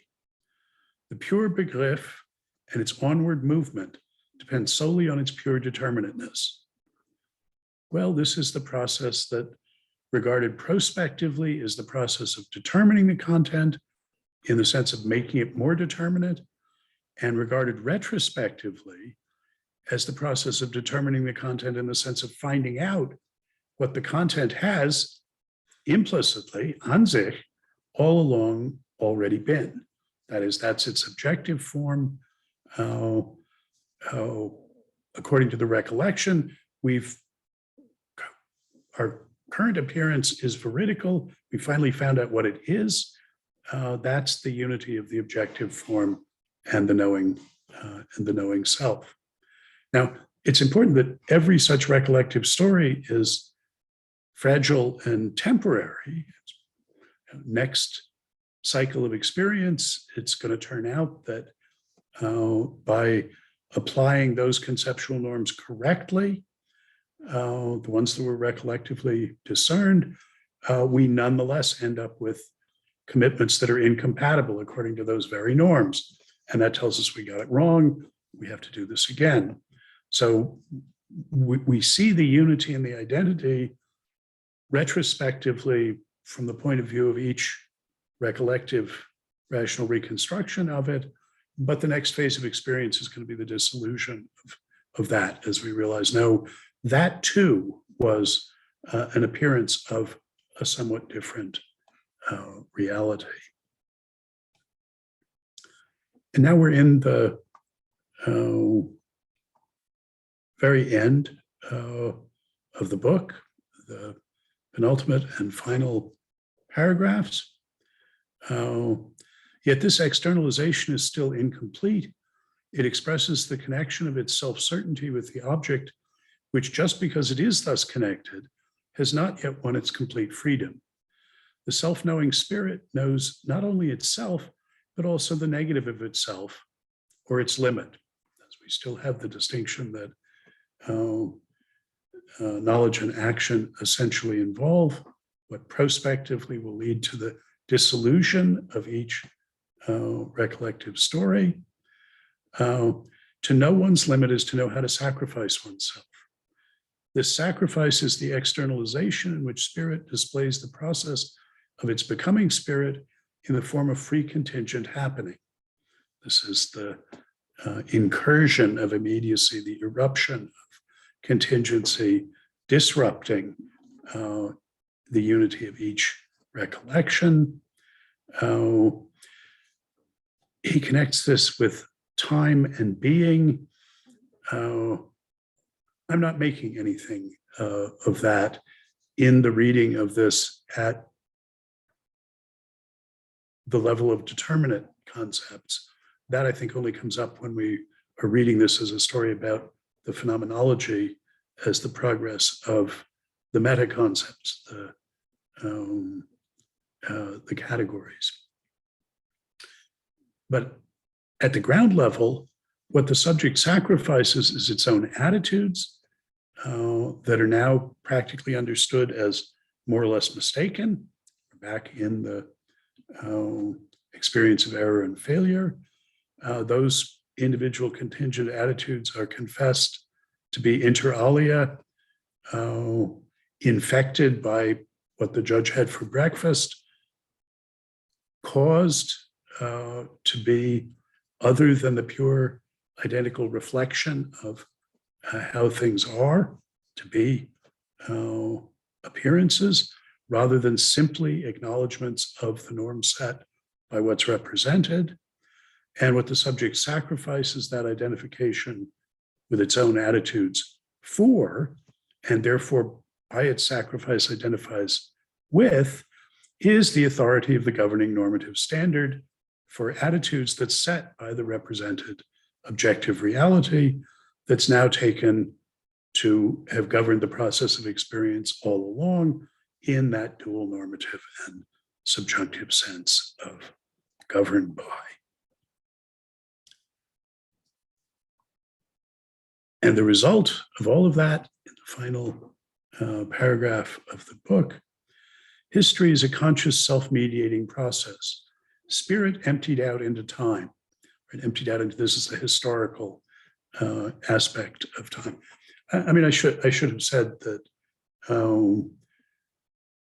he's identifying objective nature with what is in space. And so in finding how things objectively are, he's thinking of that metaphorically as spirit being emptied out into space, whereas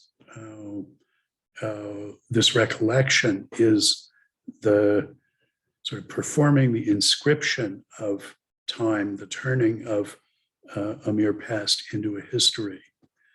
Spirit emptied out into time, its fulfillment consists in perfectly knowing what it is. This is the self-consciousness that we're getting the story of. This is what has been going on all along, but now we know what's going on. And in knowing its substance, this knowing is its withdrawal into itself, in which it abandons its outer existence and gives existential shape over to recollection, Erinnerung. The new existence, a new world, and a new shape of spirit. That's what's being announced when we self-consciously identify. Our self-consciousness consists in our identification with us as experiencing, including recollection. That's what moves us to the new shape, to the postmodern shape.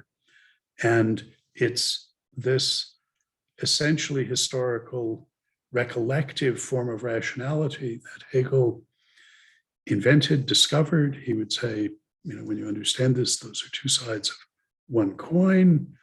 This new retrospective rationalizing process, recollective rationality that institutes and now explicitly, self-consciously acknowledges the essentially historical dimension of the representational normativity that is what makes our empirical experience objective, makes it of something.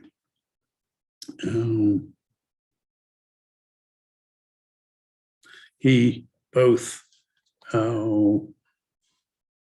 displays this new notion of recollective rationality, brings us to the understanding of it in the phenomenology, and is practicing. The phenomenology is a recollection of the categories the meta concepts that we use to make explicit to ourselves what we're doing in thinking, in experiencing. So he says this recollective phase of the experiential process turns a past into a history, something he says that's comprehended in the sense of being put into an expressively progressive, coming to conceptual explicitness for consciousness of what shows up retrospectively as having been all along implicit. It's turning the contingencies of the adoption of our attitudes, giving those contingencies the normative form of necessity. It's turning the matter-of-factual happenings of our adopting those attitudes into something self-consciously done. The second doing being the recollective acknowledging of them. And this new existence, new world, new shape, that's ushered in by this theoretical self-consciousness. He's given us the adequate meta-concepts to articulate, which on the theoretical side is absolute knowing, that form of self-consciousness, and which, when we practically institutionalize the form of recognition as recollective forgiveness, that we have come to see as something that we're always already implicitly committed to by knowing and acting at all.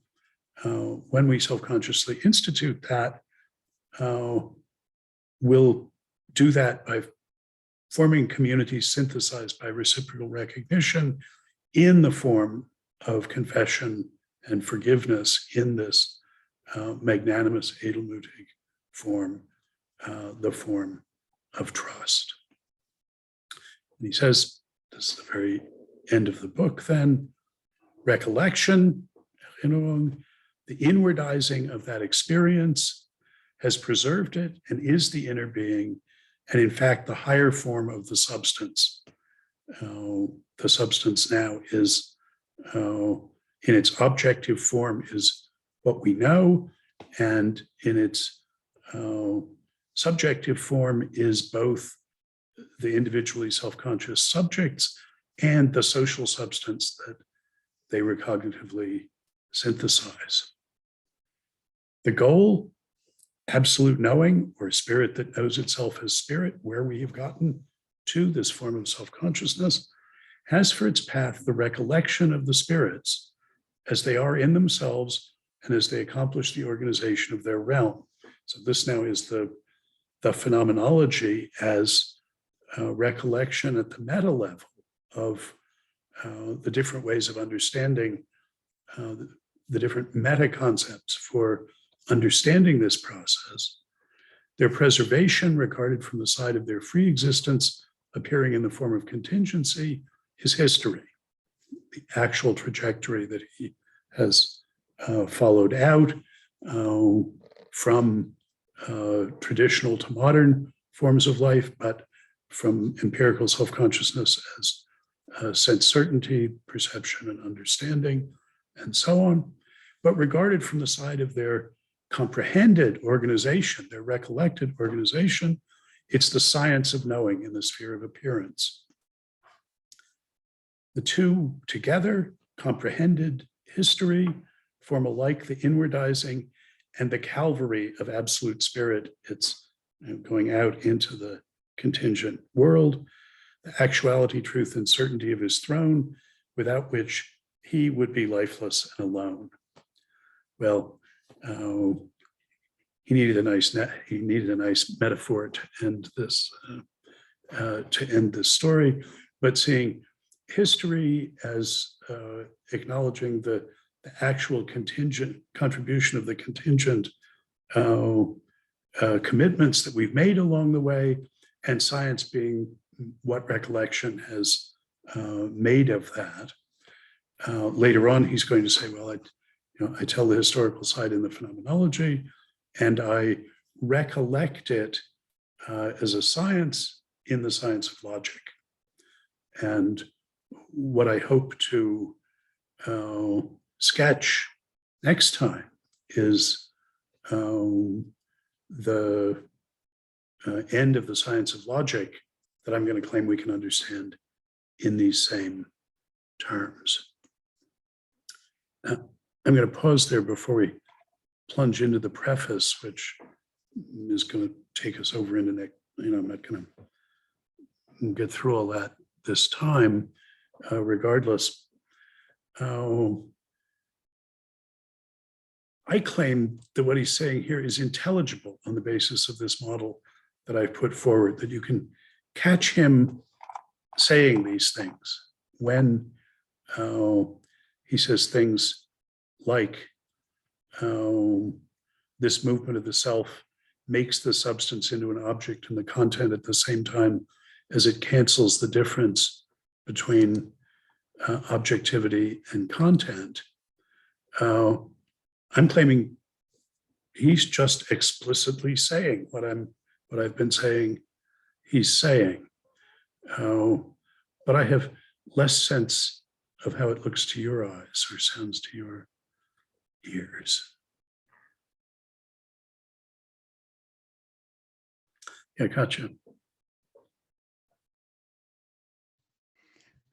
As far as I understand it, this process is unending, and what is the result of it all? It's not that not a certain kind of determinate content, which is truth because of recollection, but it is the experience, how it functions, how the method is. He's describing, or absolute knowing has not a definite content, but absolute knowing is the method which is understood. Is that correct? Okay, well, good, because I haven't been clear enough about this. I think he's operating at two different levels here. That we need to distinguish the story about determinate empirical and practical concepts.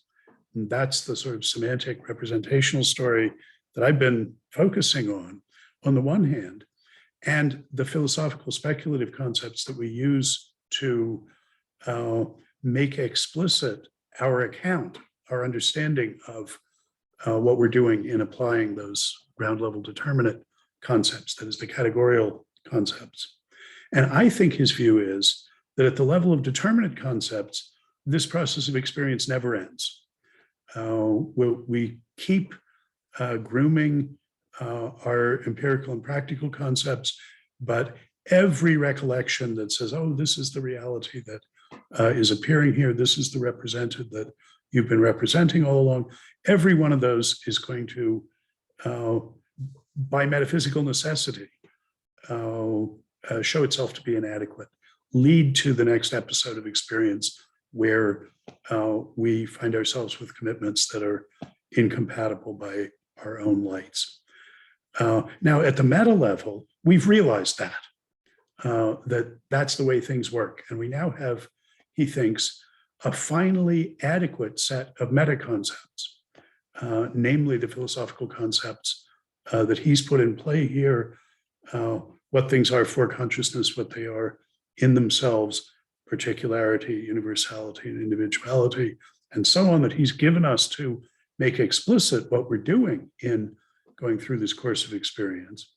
And his view about those is, well, we've got a completely adequate set of those. That's what absolute knowing is. The story he's telling us here, he thinks we will never need to alter it or improve it. This is the finally adequate set of categorical concepts, that is meta concepts. Now we actually understand what we are. We are in ourselves.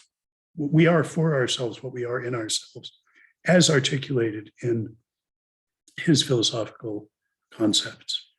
So in that sense, he thinks the history of philosophy can come to an end. But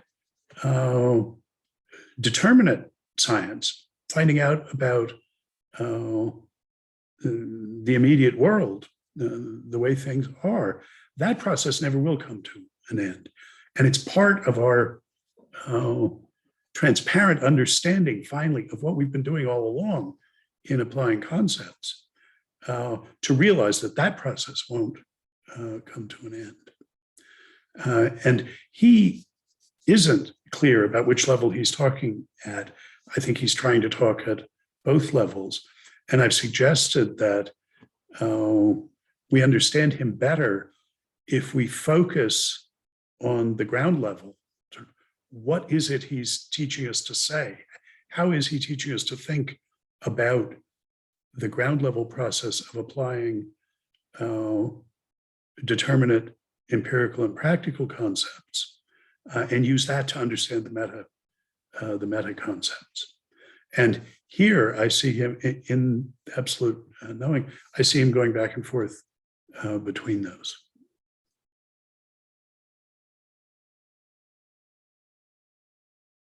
Yes, in the passages that we were looking at, there isn't, and so so maybe I'm not clear about this, but sort of in the beginning of the class, right, you started setting up the stages, trying to come up with an adequate account that goes beyond this two-stage theories that avoid the threat of a kind of skepticism. So in these passages, do you think he's satisfied himself that he has solved that project in a way? Yeah, I mean, that's exactly what I think he's telling us through what I've called his expressive account of representation. By starting somewhere else than the two-stage account does, which thinks of the represented and the representing as intelligible as what they are independently of their relation to each other. By giving us this notion of conceptual content that's amphibious between objective being and subjective thought, and then describing the temporal perspectival character of experience, prospective breaking down and unmasking of what we were committed to being the way things are as an appearance, but the recollective recovery of it as an appearance of what it's a reality that it's the appearance of, that he's made intelligible this objectivity, this representational dimension of our doings in a way that precisely satisfies the criteria of adequacy that he put in play in the introduction.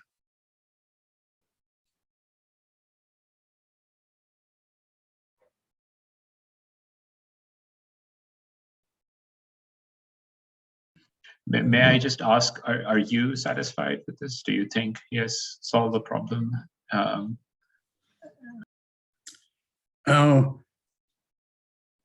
think it's a wonderful story. The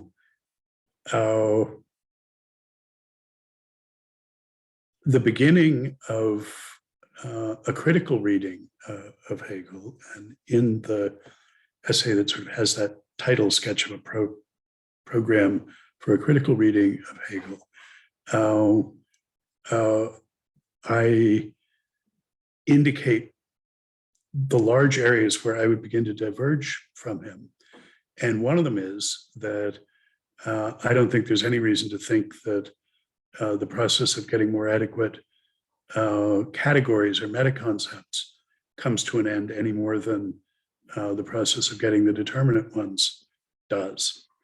And I read the particular treatment of inferential relations in the science of logic. He has this tour de force where he uses his notions of particularity, universality, and individuality to generate all and only the traditional valid syllogistic forms, And it's crucial to what he's doing there that all inferential relations can be represented by those syllogistic forms. And we know that's not true, that iterated quantificational inferences can't be. Well, that's suggesting that we need more adequate conceptual apparatus. And I think we can say a lot about how we can sort of take what we learned from him and get more adequate ones. But I don't think there's any determinate totality of senses of good inference or of incompatibility that we could be confident we'd surveyed and botanized. So that's one dimension. And he also thinks that because the only way to understand or convey the content of a determinate concept is recollectively, by rationally reconstructing, rehearsing a history whereby it came to have the content that we take it to have. You can't just define it in terms of others. Well, then you would have to recollect the others.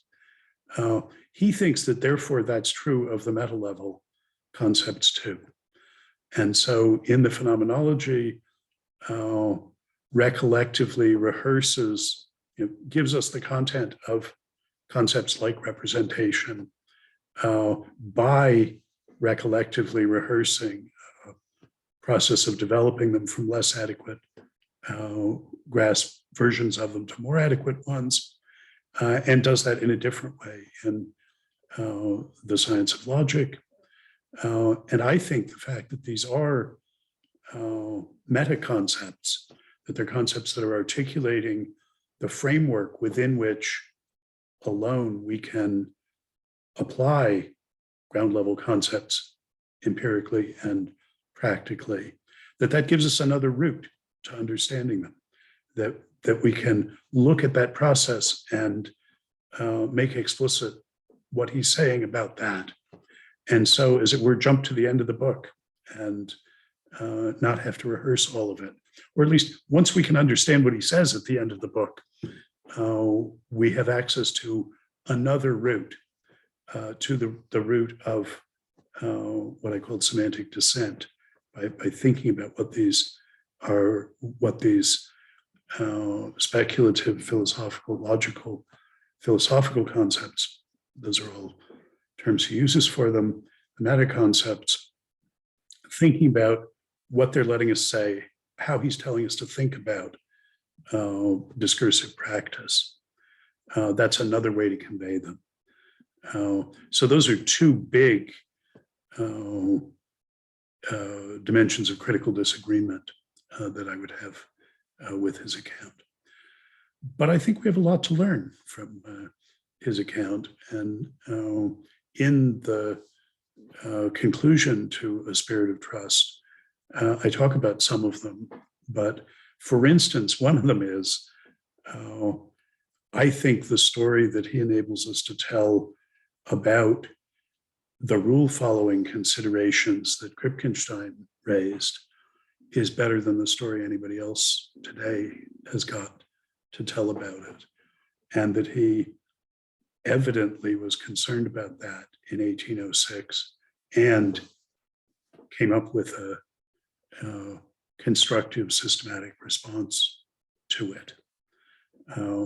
So I sort of wonder in a speculative mode how different the history of philosophy would have been had people been able to read him as doing that back then.